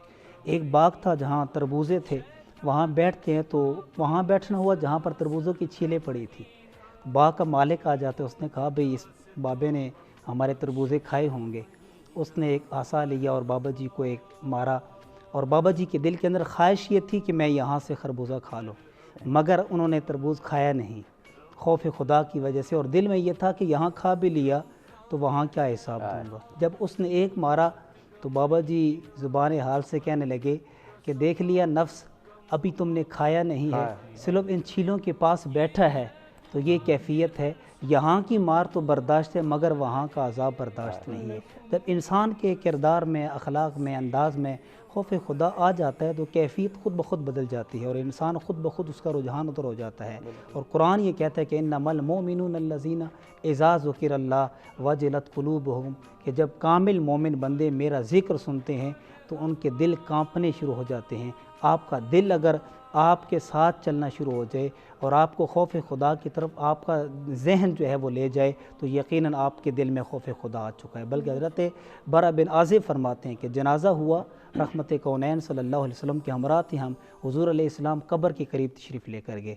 कब्र खोदी हुई थी, हुज़ूर किनारे पर बैठ जाते हैं और चश्माने अक़दस से आंसू छम छम बरसने लगे और मिट्टी नम हो जाती है। और आका करीम सल्लल्लाहु अलैहि वसल्लम फरमाते हैं कि ऐ मेरे भाइयों, इस कब्र के लिए तैयार हो जाओ जिसमें हमने जाना है। तो जब आपके आका सल्लल्लाहु अलैहि वसल्लम जो मासूम अनिल ख़ता हैं, दिन में 70 से ज़ायद बार इस्तिग़फ़ार पढ़ते हैं, जब मुसल्ला पर खड़े होते हैं तो कुरान ये कहता है, जब मुसल्ला पर खड़े होते हैं कुरान ये कहता है कुमिल लैला इल्ला कलीला। जब अल्लाह ये कहता है कि महबूब अब्बास करें, पाँव पर वरहम हो जाते हैं, आंखें छम छम बरसना शुरू हो जाती हैं, इमामुल अंबिया हैं, सैयदुल अंबिया हैं। जब आपकी कैफियत ये होती है तो यकीनन मोमिन बंदों की भी ऐसे ही होनी चाहिए। और यकीनन ये रमज़ान का महीना हमें तकवा देने आया है, रहमत देने आया है और हमें अल्लाह के दरगाह की तरफ जो है वो बुलाने आया है, कि हमारे दरवाज़ों को दस्तक दे रहा है। वही बात कि हम इतने मोतबर हो गए हैं कि खुदावंद कुद्दूस ने कहा है कि मैंने अपना दस्तरखान बिछा दिया है और आओ अल्लाह की नेमात और ज़ियाफ़त से मुस्तफ़ीज़ हो। जनाब मौलाना, मेरे जहन में हासिल रोज़ा के उन्वान से एक और भी कॉन्सेप्ट या ख़्याल आता है کہ ایک تو وہ جنرل چیزیں ہیں جو بہت اہم ہیں، اطاعت الہی ہے، تزکیہ نفس ہے، اپنے ساتھ مومنین مسلمین اور انسانیت کا خیال ہے، اثار ہے، مواسات ہے، ہمدردی ہے، غمگساری ہے، غربا کا خیال رکھنا ہے، یہ ساری چیزیں. ایک یہ بھی کیونکہ ماہ رمضان ہمیں اپنے جسم و روح پر کنٹرول عطا کرتا ہے، اور واقعی کنٹرول ہے نا، کوئی نہیں دیکھ رہا اور ہم کھانے پینے کا تصور بھی نہیں، کھانا پینا تو دور کی بات ہے نا، تصور بھی نہیں کر رہے. تو انسان اپنی ہر انسان میں کچھ ویکنیسز ہوتی ہیں، کچھ کمزوریاں ہوتی ہیں، کچھ ایسی عادات ہوتی ہیں جو وہ چھوڑنا چاہتا ہے. ان کی ایک لسٹ بنائے اور ان میں سے دیکھے کہ ماہ مبارک رمضان کن عادات کو چھوڑنے کے لیے معاون ہو سکتا ہے، اور وہ عادات جو ہے وہ اس کو چھوڑنے کی پریکٹس کرے، یہ عزم مصمم کرے، پکا ارادہ کرے کہ ماہ رمضان میں پرہیز کرے گا ان عادتوں سے، اور جب ماہ رمضان گزرے گا تو پھر اس پہ قوی ہوگا. بہت خوب. مجھے نبی پاک صلی اللہ علیہ وآلہ وسلم کا یہ حدیث طیبہ ہے کہ الصوم جنۃ، جی روزہ ڈھال ہے، بالکل صحیح، جب تک کہ کوئی اسے پھاڑ نہ دے. یہ ڈھال ہے جہنم کے مقابلے میں، اللہ کے عذاب کے مقابلے میں، دنیا کے خوف کے مقابلے میں. روزہ بڑی مضبوط ڈھال ہے، قبر میں بھی اور حشر میں بھی. تو صحابہ کرام عرض کرتے ہیں یا رسول اللہ روزے کو یہ ڈھال کو پھاڑا کیسے جاتا ہے؟ فرمایا جھوٹ سے، غیبت سے، چغلی سے، وعدہ خلافی سے، بد نگاہی سے، بدکاریوں سے. جیسے ہمارے ہاں ذخیرہ اندوزی ہے، جس طرح ہمارے ہاں ناپ تول میں کمی کجی ہے، کرپشن ہے، جو عیب ہے، جن چیزوں سے اللہ نے ہمیں منع فرمایا ہے، انہیں جو ہی اختیار کرتے جائیں گے یہ ڈھال پھٹ جائے گی. یہ ڈھال بڑی مضبوط ہے. حضور فرماتے ہیں اس ڈھال کی اتنی تاثیر ہے، حشر میں یہ شفیع بنے گی اور ان کی شفاعت قبول بھی کی جائے گی. اب ہمیں اپنے وجود پہ کنٹرول کیسے دیتا ہے؟ مطلب غیر رمضان میں اگر کسی سے کہا جائے کہ بھئی تہجد کے وقت تم نے اٹھنا ہے اور اس وقت کھانا ہے، وہ کہے گا نہیں جی میں تو 8 بجے آفس جانا ہے، میں 7 بجے اٹھوں گا. بڑا جو ہے وہ، اب جب رمضان المبارک آتا ہے وہی بندہ ہے، جانا آپ بھی اس نے 8 بجے ہی آفس ہے، لیکن وہ اٹھا ہوا ہے 3 بجے، فجر سے بھی بہت پہلے اٹھا ہوا ہے اور جناب لگا ہوا ہے کھانے پینے میں. قوت عطا ہو گئی ہے نا اللہ تعالیٰ کی جانب سے، ایک عزم، ایک قوت، ایک ارادہ عطا ہو گیا. گویا اس کے پورے شیڈیول کو رمضان المبارک نے آ کے بدلا ہے، اور اس کو یہ پیغام دیا ہے کہ تو بدل سکتا ہے اپنے آپ کو، تو اپنے آپ کو کنٹرول کر سکتا ہے. یہ نہیں ہے کہ ایک بدی کے بہاؤ میں، ایک ماحول میں بڑھ رہا ہے تو بڑھتا ہی چلا جائے. کیا ہوا؟ جو زمانے نے تمہیں بدل دیا. مرد تو وہ ہیں جو زمانے کو بدل دیتے ہیں، تو اپنے اندر کے انسان کو زندہ تو کر، خود کو پہچان تو صحیح. یعنی انسان معاشرے کے اندر ایسے پانی کے، کہتے ہیں ٹراؤٹ مچھلی کی طرح پانی کی مخالف سمت میں بہنا کمال ہے. پانی کے ساتھ بہنے کے لیے تو ہر مچھلی تیار ہوتی ہے. حضرت ضیاء الامت جسٹس پیر کرم شاہ الازہری رحمۃ اللہ علیہ فرماتے تھے کہ آپ دنیا میں اس طرح زندگی گزاریں جیسے مرغابی پانی میں رہتی ہے. وہ آتی ہے، اس میں چھلانگ لگاتی ہے، اس میں تیرتی ہے، اس میں غوطے کھاتی ہے، لیکن جب واپس اڑنے لگتی ہے تو اس کے پروں کے تلے ایک بھی پانی کا قطرہ نہیں ہوتا، وہ بھیگنے نہیں دیتی، اور جب وہ واپس جا رہی ہوتی ہے تو وہ آرام سے اڑ سکتی ہے. اگر دنیا ہمارے دلوں کے اندر آگ بسی تو گویا ہم نے رمضان سے بھی کچھ نہیں حاصل کیا، روزے سے بھی کچھ نہیں حاصل کیا. اور پھر ہماری جب روح پرواز کر رہی ہوگی، پلٹ رہی ہوگی، تو وہ روح مطمئنہ نہیں ہوگی، وہ نفس مطمئنہ نہیں ہوگی، اسے رب بلائے گا نہیں بلکہ شرمندہ ہوگی. اللہ کرے کہ ہم ان لوگوں میں سے ہوں جیسے آپ فرما رہے ہیں کہ اپنی عادات کو کنٹرول کرنے والوں میں سے. آغا صاحب 2-1 منٹ ہے ہمارے پاس افطار کے وقفے سے پہلے، 2 سے 3 منٹ. اسی بات کو میں چاہوں گا آپ کے کچھ ایسی فہرست بنا لی جائے. جی واپس جب آئیں گے تو پھر ہم آپ ہی سے آئیں گے انشاءاللہ، لیکن آپ بات. ایک قطرہ جو مسلح پہ ٹپک جاتا ہے، دامن رحمت مولا میں جگہ پاتا ہے. واہ واہ واہ، سبحان اللہ. دل جو سینے میں ہے زندہ تو بہیں گے آنسو، ہاں، خون دوڑے گا رگوں میں تو بنیں گے آنسو. واہ واہ. ابر جذبات اٹھیں گے تو گریں گے آنسو. واہ واہ. نبض جنبش میں ہے جب تک نہ رکیں گے آنسو. شمع بجھ جائے تو محفل میں اندھیرا ہو جائے، آنکھ تر نہ ہو انسان کی تو اندھا ہو جائے. واہ واہ. یہ رات کو مصلی عبادت پر بیٹھنا، بارگاہ الہی میں مناجات کرنا، یہ اولیاء کے اوصیاء کے طریقے ہیں. بے شک. اور ان سے اس چیز کو سیکھنا چاہیے کہ انسان کا دل کس طرح زندہ رہ سکتا ہے. لو لگائے انسان اس عالم بالا سے، اور پھر گریہ فراق کرے، روزہ رکھے اور اپنے تمام اعضاء و جوارح کا روزہ قرار دے. اور اس کو معلوم ہو کہ روز قیامت وہ اعضاء جو یہاں اس دنیا میں نہیں بول سکتے وہ روز قیامت بولیں گے. بالکل. اور اس زبان پر مہر سکوت ثبت کر دی جائے گی، اس کو بولنے کی اجازت نہیں ہوگی.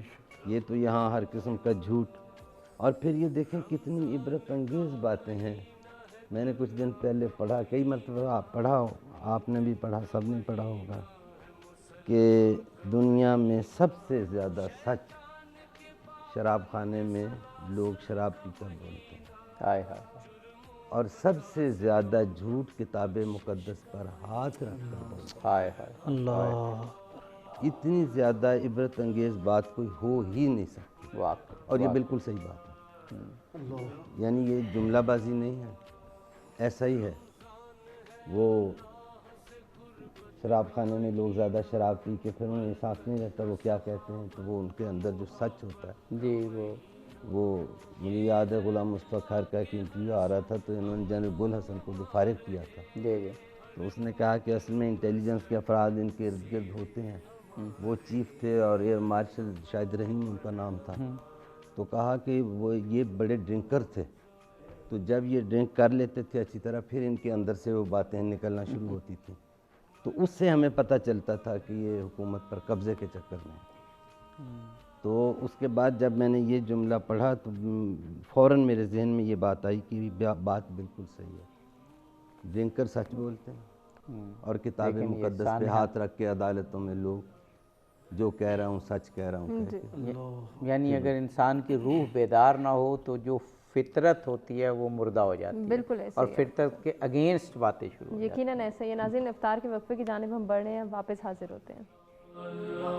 مرحبا رمضان،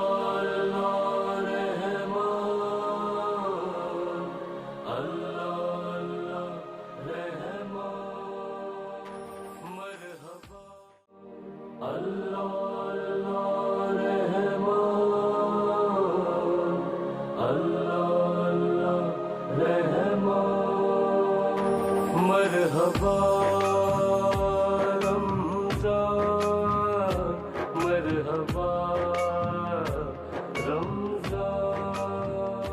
مرحبا. افطار ٹرانسمیشن میں افطار کے خوشکن وقفے کے بعد ایک مرتبہ پھر سے آپ کو کہیں گے خوش آمدید. اور ہم گفتگو کر رہے ہیں حاصل روزہ کے عنوان پر، اور مختلف جو ہیں وہ سوالات کی روشنی میں جاننے کی کوشش کریں کہ روزے سے ہم کیا حاصل کر سکتے ہیں یا روزہ رکھنے کا مقصد کیا ہے. اسی گفتگو کے سلسلے کو آگے بھی بڑھائیں گے یقیناً، لیکن اس سے پہلے ہم اختر چشتی صاحب سے یہ گزارش کرنا چاہیں گے کہ وہ بارگاہ رسالت مآب صلی اللہ علیہ وآلہ وسلم میں ہدیہ نعت پیش کریں.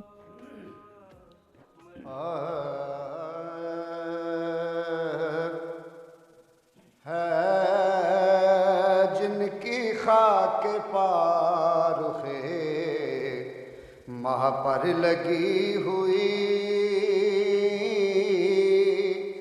ہے، جن کی خاک پارخ ماہ پر لگی ہوئی ان کی لگن ہے دل کو برابر لگی ہوئی، ان کی لگن ہے دل کو برابر لگی ہوئی. شاہ امم لٹائے چلے جا رہے ہیں جان،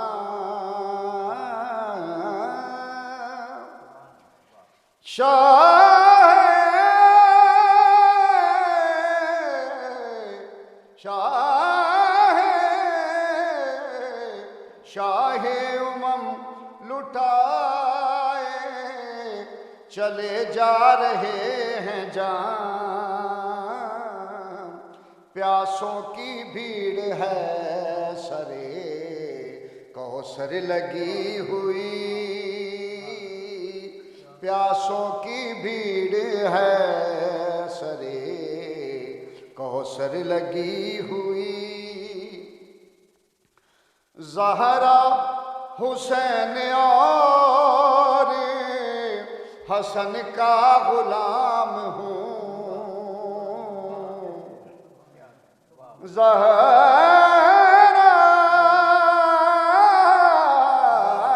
زہرا حسین اور حسن کا غلام ہوں، زہرا حسین اور حسن کا غلام ہوں، مہر علی کی مور ہے دل پر لگی ہوئی، مہر علی کی مور ہے دل پر لگی ہوئی، میرا کفن ہوتا رے ادب سے بنا ہوا، میرا کفن ہو، میرا کفن ہوتا رے ادب سے بنا ہوا، ہو ساتھ التماس کی جالر لگی ہوئی،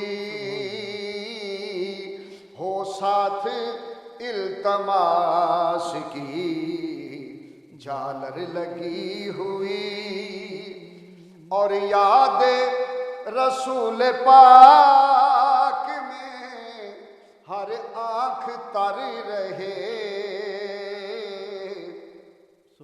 یاد رسول پاک میں ہر آنکھ تر رہے، اشکوں کی ایک سبیل ہو، اشکوں کی ایک سبیل ہو، گھر گھر لگی ہوئی، اشکوں کی ایک سبیل ہو، گھر گھر لگی ہوئی، اور کہتے ہیں جس کو عشق وہ ایک آگ ہے نصیب،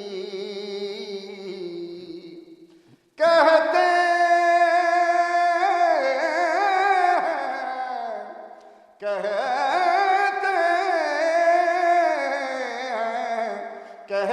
ہیں جس کو عشق وہ ایک آگ ہے نصیب، بجھتی نہیں سنا ہے یہ اکثر لگی ہوئی، بجھتی نہیں سنا ہے یہ اکثر لگی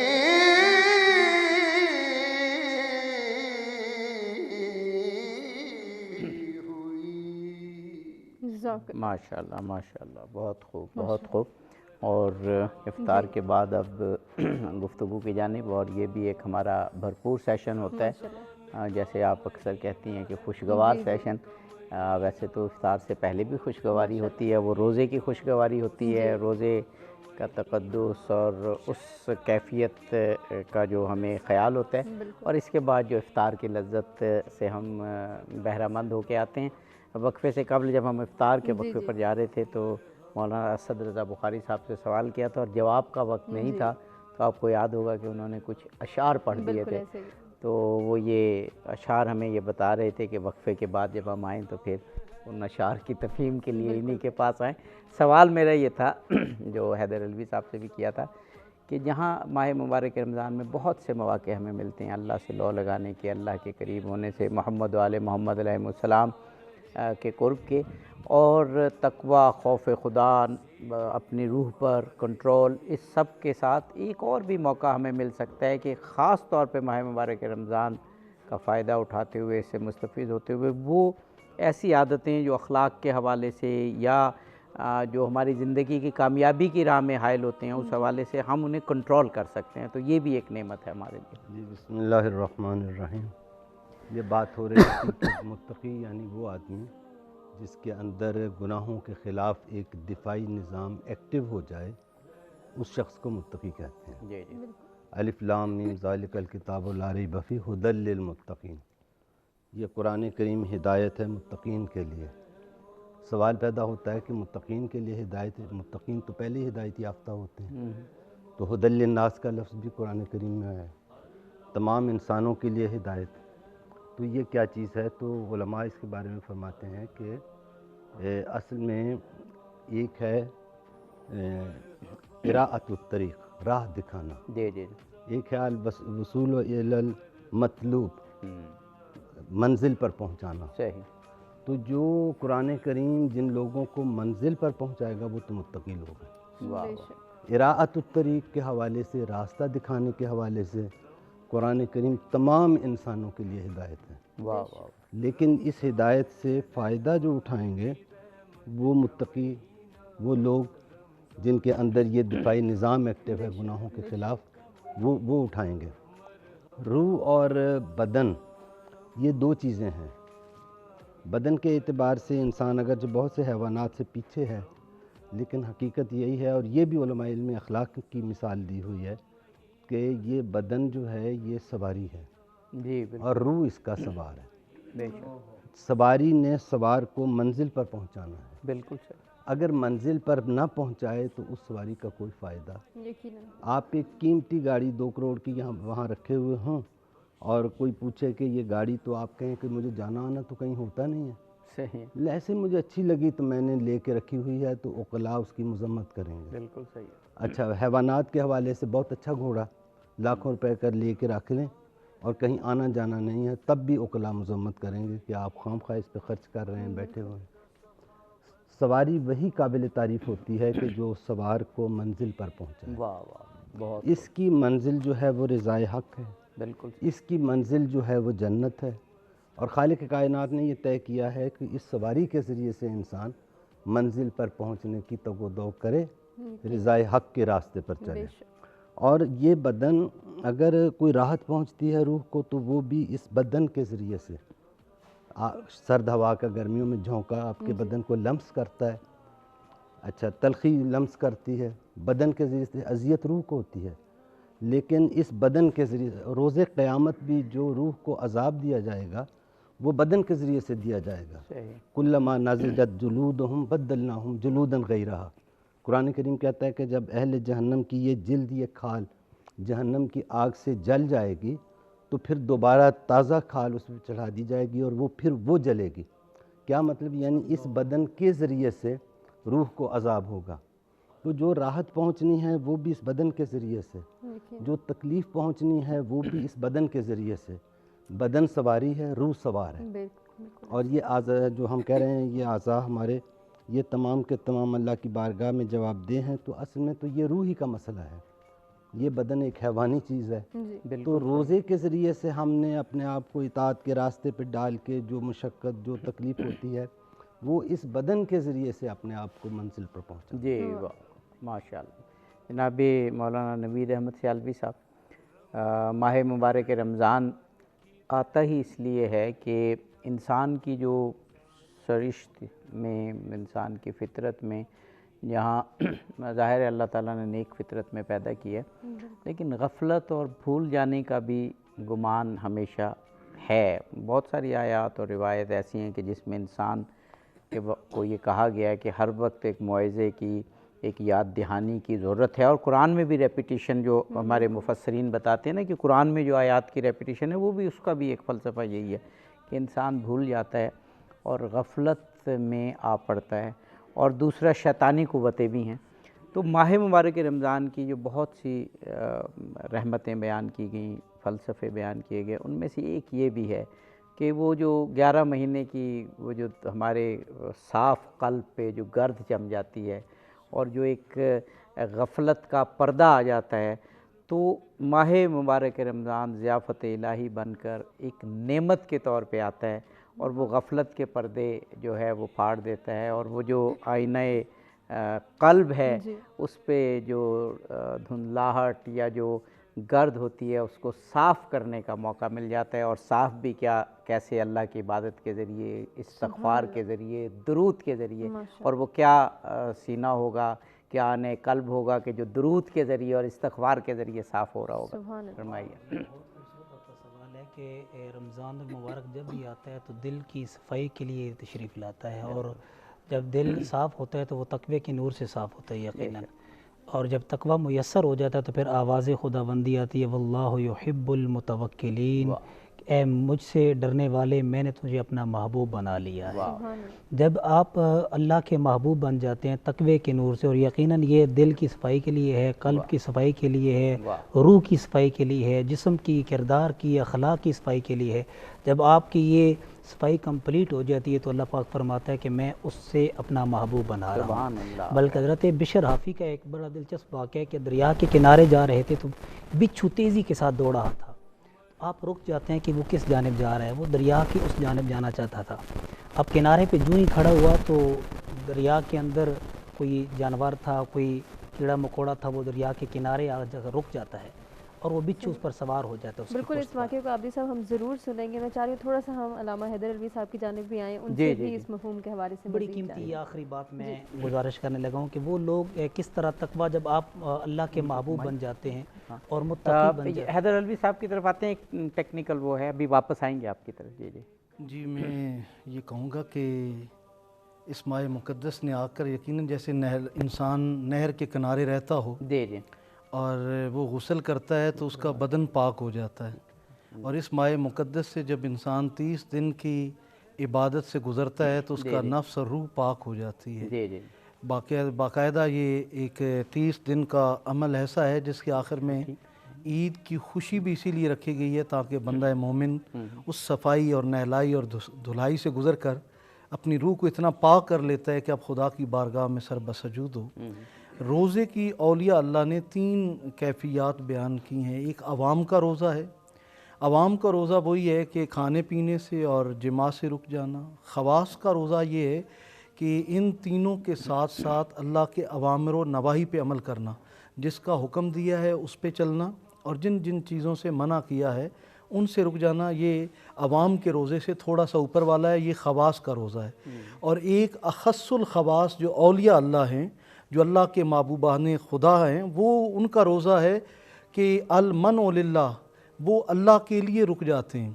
وہ کہتے ہیں الحب للہ والبغض للہ، وہ محبت کرتے ہیں تو اللہ کے لیے، کسی سے دشمنی کرتے ہیں تو اللہ کے لیے، کسی کو عطا کرتے ہیں تو اللہ کے لیے، کسی سے منع کرتے ہیں تو اللہ کے لیے. اور پھر صدائے غیبی آتی ہے من کان للہ کان اللہ لا، جو کائنات سے کٹ کر خدا کا ہو گیا ہے، اب خدا اپنی ساری طاقتوں کے ساتھ اس بندے کا ہو گیا ہے. وَتَبَتَّلْ إِلَيْهِ تَبْتِيلًا، کائنات سے کٹ کر خدا کے ہو جاؤ. گویا اس ماہ مقدس میں کچھ نیک روحیں ایسی بھی ہیں، کچھ نیک ہستیاں ایسی بھی ہیں جو اس روزے کی حقیقت سے آگاہ ہوتی ہیں اور اس منزل پہ جا کر عبادت کرتی ہیں کہ جو حقیقت روح رمضان ہے. اور وہ روح رمضان یہ ہے کہ اس ماہ مقدس میں انسان دنیا ساری سے کٹ کے خدا کا ہو جائے. وہ لمحات جن لمحات میں سیدہ کائنات اٹھ کر عبادت کرتی تھی، وہ لمحات جن لمحات میں رسول خدا اٹھ کر عبادت کرتے تھے، وہ لمحات جس میں مولا کائنات اٹھ کر عبادت کرتے تھے، وہ لمحات جس میں ائمہ طاہرین نے خشوع و خضوع اور تذلل اور عاجزی اپنے رب کی بارگاہ میں پیش کی. ہمیں پورے 11 مہینے وہ میسر نہیں آ رہی ہوتی، لیکن جو ہی ماہ رمضان آتا ہے وہ لمحہ دستک بھی دیتا ہے، اور صرف دستک نہیں دیتا، ہر روح اٹھ کر بیٹھ جاتی ہے. اور میں سمجھتا ہوں کہ ان لمحات میں پروردگار ارض و سما خود کہتا ہے کہ اے بندے اب تو کائنات سے کٹ کر میرا ہو گیا ہے، میں بھی اپنی شان کے مطابق تیرا ہو گیا ہوں. اچھا، بات مکمل نہیں ہوئی تھی مولانا نوید حیدر سیالوی صاحب کی، نوید احمد سیالوی صاحب کی. آپ بات مکمل کیجئے گا کہ جو یہ ماہ رمضان ہے یہ اس لحاظ سے بھی نعمت ہے کہ وہ جو غفلت میں پڑا ہوا انسان ہے اس کو ایک موقع ملتا ہے. آپ بات مکمل کیجئے گا. میں وہ بات کر رہا تھا کہ بشر حافی دریا کے کنارے جا رہے ہیں اور بچھو بڑی تیزی کے ساتھ دوڑا ہے اور لگتا تھا کہ وہ دریا کے دوسرے کنارے جانا چاہتا ہے. اتنی دیر میں کنارے پر پہنچا تو اندر سے کچھوا نکل آیا اور اس نے اپنی پشت کی تو وہ اس پر سوار ہو جاتا ہے اور تیزی کے ساتھ دریا کے دوسرے کنارے پر چلا گیا. بشر حافی کہتے ہیں مجھے تجسس پیدا ہوا کہ بچھو اور کچھوا ان کا کیسا ربط ہے اور یہ کتنی جلدی سے پک اینڈ ڈراپ کر رہا ہے، یعنی کہ یہاں سے اس نے لیا اور فوراً جو ہے جناب وہ اس کو دوسری طرف ڈراپ کر رہا ہے اور پھر وہاں سے اترنے کے بعد پھر وہ تیزی کے ساتھ دوڑ پڑا نا. تو حضرت بشر حافی فرماتے میں بھی اس کے پیچھے دوڑنے لگا دور سے راہ میں چلے گئے تو ایک نوجوان نماز پڑھا تھا، تو نماز پڑھتے ہی اس کے قریب سانپ تھا کہ اسے وہ کاٹ جاتا، مگر وہ بچھو جا کر سانپ پر حملہ کر دیتا ہے، اور وہ ایک دوسرے کے ساتھ لڑتے لڑتے گویا کہ سانپ مر جاتا ہے اور بچھو بھی، اور وہ نمازی بچ جاتا ہے۔ بشر رافی اسے کہتے ہیں کہ تو کیا کرتا رہا؟ کہنے لگا مجھے دنیا کی کسی چیز سے خوف نہیں ہے، میں نے اس سے لو لگا لی ہے۔ اللہ یحب المتقین، جب اللہ یہ کہتا ہے کہ میں نے اپنا محبوب بنا لیا ہے، جب اللہ کا محبوب انسان بن جاتا ہے یقیناً وہ تقوی کے نور سے بنتا ہے، اور جب آپ کا قلب، آپ کا جسم، آپ کا کردار پاکیزہ ہو جاتا ہے تو پھر آواز تو آتی ہے وَسَارِعُوا إِلَىٰ مَغْفِرَةٍ مِّن رَبِّكُمْ وَجَنَّةٍ عَرْضُهَا السَّمَاوَاتُ وَالْأَرْضُ، آؤ اللہ کی مغفرت کی جانب، اور اس جانب جو جنت ہے، اور وہ جنت جس کے اندر سارے زمین و آسمان آ سکتے ہیں، وہ تو آواز دے رہا ہے، رات دن ہمیں پکار رہا ہے، صبح کے وقت ہمیں پکارتا ہے، مگر اگر آج بھی ہم غفلت کی پٹی اپنی آنکھ سے نہیں کھولتے تو پھر قرآن کہتا ہے یا ایھا الانسان ما غرک بربک الکریم الذی خلقک فسواک فعدلک، ہم نے غفلت کی پٹی کھولی ہے۔ بلکہ اقبال کہا کرتا ہر کوئی مستے میں ذوق تن آسانی ہے، تم مسلمان ہو یہ انداز مسلمانی ہے، حیدری فقر ہے نہ دولت عثمانی ہے، تم کو اسلاف سے کیا نسبت روحانی ہے، وہ زمانے میں معزز تھے مسلمان ہو کر اور تم خار ہوئی تارک قرآن، ہم قرآن سے وابستہ ہو جائیں یقیناً ہمیں اللہ پاک تقوی کے نور سے بالکل بالکل۔ جناب مولانا اسد رضا بخاری صاحب، یہ جو ابھی بیان کیا، بلکہ مولانا حیدر علوی صاحب نے بھی ذکر کیا تھا، اور کہ مولا کائنات کا یہ تھا کہ جب وضو کر رہے ہوتے تھے، مسجد میں داخل ہوتے تھے تو چہرہ زرد ہو جاتا تھا، یہی ہمیں امام حسن علیہ السلام کی سیرت میں نظر آتا ہے، یہی امام زین العابدین علیہ السلام کی، یہی میں نے امام جعفر صادق علیہ السلام کے اس میں پڑھا کہ جب وہ وضو کر رہے ہوتے تو تھر تھر کانپ رہے ہوتے تھے، رنگ زرد ہو جاتا تھا۔ یہ کیفیت کیسی تھی؟ کیا یہ ہمیں بھی حاصل ہو سکتی ہے اس طرح کی کیفیت؟ کہتے ہیں کہ مولا علی کے پاؤں میں جنگ میں تیر لگا ہوا تھا، جی جی جی، تو کھینچتے تھے، نکالنا چاہ رہے تھے لیکن نکل نہیں رہا تھا، اور بڑی اذیتناک صورتحال تھی۔ تو حبیب کبریا سے کہا گیا کہ ایسا ہوا ہے، تو کہا کہ ان کو نماز میں کھڑا ہونے دو، پھر اس کے بعد نکال لینا۔ سبحان اللہ۔ مولا علی نماز میں کھڑے ہوئے اور اس کے بعد آرام سے ان کے پاؤں سے تیر نکال لیا گیا، اور کہا گیا کہ وہ یاد خدا میں جب ہوتے ہیں تو پھر دنیا و ما فیہا سے اتنے بے خبر ہوتے ہیں، اور جسم جو ہے وہ موم کی طرح ہو جاتا ہے، تو وہ آرام سے۔ اچھا یہ تو ہو گیا ان کی عبادتیں، اور اس کے بعد جو ان کے قریب لوگ سمجھے جاتے ہیں ان کی عبادتوں کی کیفیت کیا ہوگی؟ سید رضی جامع نہج البلاغہ، جی جی جی، ان کے بارے میں ہے، کہتے ہیں کہ جس وقت نماز کا وقت ہوا چاہتا تھا تو ان میں، یعنی نماز کا وقت ابھی ہوا نہیں ہوتا تھا، ہوا چاہتا تھا، اس کا مطلب یہ ہے کہ زوال سے مثلا 20 منٹ پہلے، جی جی، آدھا گھنٹہ پہلے وہ نماز کے لیے تیاری کرتے تھے، اور ان کے ہاتھ پاؤں جو تھے وہ کانپنا شروع ہو جاتے تھے، اور ان کے اندر ایک اضطراب کی کیفیت پیدا ہوتی تھی۔ تو لوگوں نے ان سے پوچھا کہ یہ ہم کیا دیکھتے ہیں کہ جب نماز کا وقت ہوا چاہتا ہوتا ہے تو آپ کے اندر ایک اضطراب کی کیفیت پیدا ہوتی ہے؟ تو انہوں نے کہا میں ڈرتا ہوں اس روز سے کہ کسی وقت دن میرا اللہ مجھے بلائے کہ آپ مجھ سے بات کر، اور میں اس کے لیے آمادہ نہ ہوں۔ یہ بڑی ایسی بات ہوگی جو خداوند تعالیٰ کو پسند نہیں ہوگی، اور جو میرے لیے درست نہیں ہے کہ میرا رب مجھے پکارے کہ آپ مجھ سے بات کر، اور میں بات کرنے کے لیے آگے اپنے آپ کو آمادہ و تیار نہ پاؤں۔ تو اس طریقے سے وہ وضو کرتے تھے، اس طریقے سے نماز میں کھڑے ہوتے تھے، اور اولیاء الہی نماز میں جس طریقے سے نماز پڑھتے تھے کانپتے بدن کے ساتھ، خضوع و خشوع کے ساتھ، وہ نمازیں تو ہمیں میسر نہیں ہیں چونکہ ہم اس قابل نہیں ہیں، لیکن یہ ہے کہ خدا کرے کہ کم از کم وہ کیفیت کا کچھ تھوڑا سا تگ و دو کا جذبہ ہمارے اندر پیدا ہو جائے تو بہت خوش قسمتی کی بات ہے۔ اب ہمارے پاس 3-4 منٹ ہیں، تو آج کا تو پروگرام میں کہوں گا کہ بالکل ایک مرتبہ اور سننا چاہیے، ہمارا یہ نیٹ پر تو پڑا ہوتا ہے کہ حاصل روزہ کیا ہے۔ ماہ رمضان میں جب روزہ ہم افطار کریں تو دن بھر کا سوچیں کہ کیا حاصل کیا، اور پھر ماہ رمضان جو اختتام پذیر ہوگا اس وقت سوچیں کہ ہم نے حاصل کیا کیا۔ آج کے پروگرام کا خلاصہ، پیغام، اور وہ چیز کہ جو آج کے پروگرام سے ہم درک کریں، سمجھیں، اور پھر حرز جاں بنائیں۔ میں یہ سمجھتا ہوں کہ ہمارے ساتھ جو مقدس ہستیاں تشریف فرمائیں، انہوں نے جو گفتگو کی ہے اور جس طرح معارف بیان کیے ہیں، یہ نہ صرف یہ کہ ہماری اور قوم کی اصلاح کا ذریعہ ہیں، بلکہ آئندہ آنے والے دنوں میں اگر ہم ان مقاصد کو لے کر چلیں تو بقیہ دن ہمارے واقعی عبادت بن سکتے ہیں، اور یہ ماہ مقدس ہمارے جسموں اور روحوں دونوں کو پاک کر سکتا ہے۔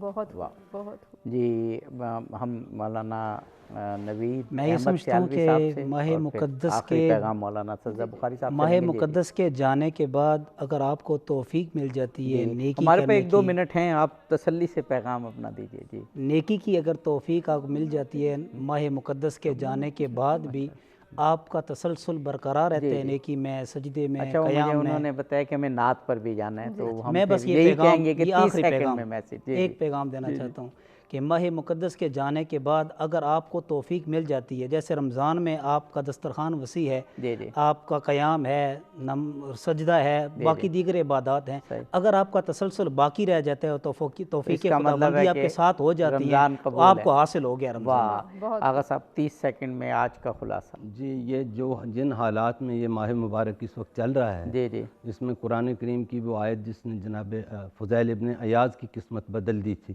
وہی پڑھتا ہوں۔ الم یان للذین آمنوا ان تخشع قلوبہم لذکر اللہ۔ اے اہل ایمان، کیا ابھی وہ وقت نہیں آیا کہ تم اللہ کے ذکر سے اپنے اندر خوف پیدا کرو؟ یقیناً آ گیا، یقیناً آ گیا۔ آپ اگر 30 سیکنڈ میں کچھ کہنا چاہیں۔ میں یہی کہوں گا کہ زمانہ بھی وہی ہے اور زمانہ رسالت ہے، اور قرآن بھی وہی ہے جو تبدیل نہیں ہوا، اور ماہ رمضان بھی وہی ہے اور دستک دے رہا ہے ہمارے دلوں پر بھی اور گھروں پر بھی۔ آئیں اپنے دلوں کے دروازے کھولیں اور جس قرآن کو پڑھنا چاہتے ہیں اس کو سمجھ کر اس پہ عمل کر لیں۔ بہت خوب، بہت خوب، ماشاءاللہ۔ آج کی تمام تر گفتگو کو یقیناً جیسے کہ عابدی صاحب نے کہا کہ دوبارہ سننے کی ضرورت ہے، تو ضرور ناظرین دیکھیے گا۔ انشاءاللہ کل بھی کچھ نئے ٹاپکس کے ساتھ آپ کی خدمت میں حاضر ہوں گے۔ جاتے جاتے اختر چشتی صاحب سے گزارش کہ وہ اختتامی کلام پیش کریں۔ علوی صاحب کے حکم کے مطابق اہل نظر کی آنکھ کا تارا علی علی، اہل نظر کی آنکھ کا تارا علی علی، اہل وفا کے دل کا سہارا علی علی، دنیا میں سب سے عالی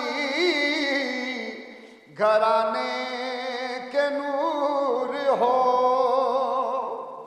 دنیا میں سب سے گھرانے کے نور ہو، اس واسطے ہے نام تمہارا علی علی، اس واسطے ہے نام تمہارا علی علی، رحمت نے لے لیا مجھے آغوش نور میں، رحمت نے لے لیا مجھے آغوش نور میں،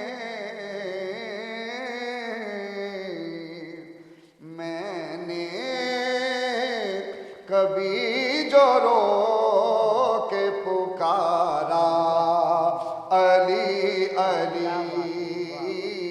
میں نے کبھی جو رو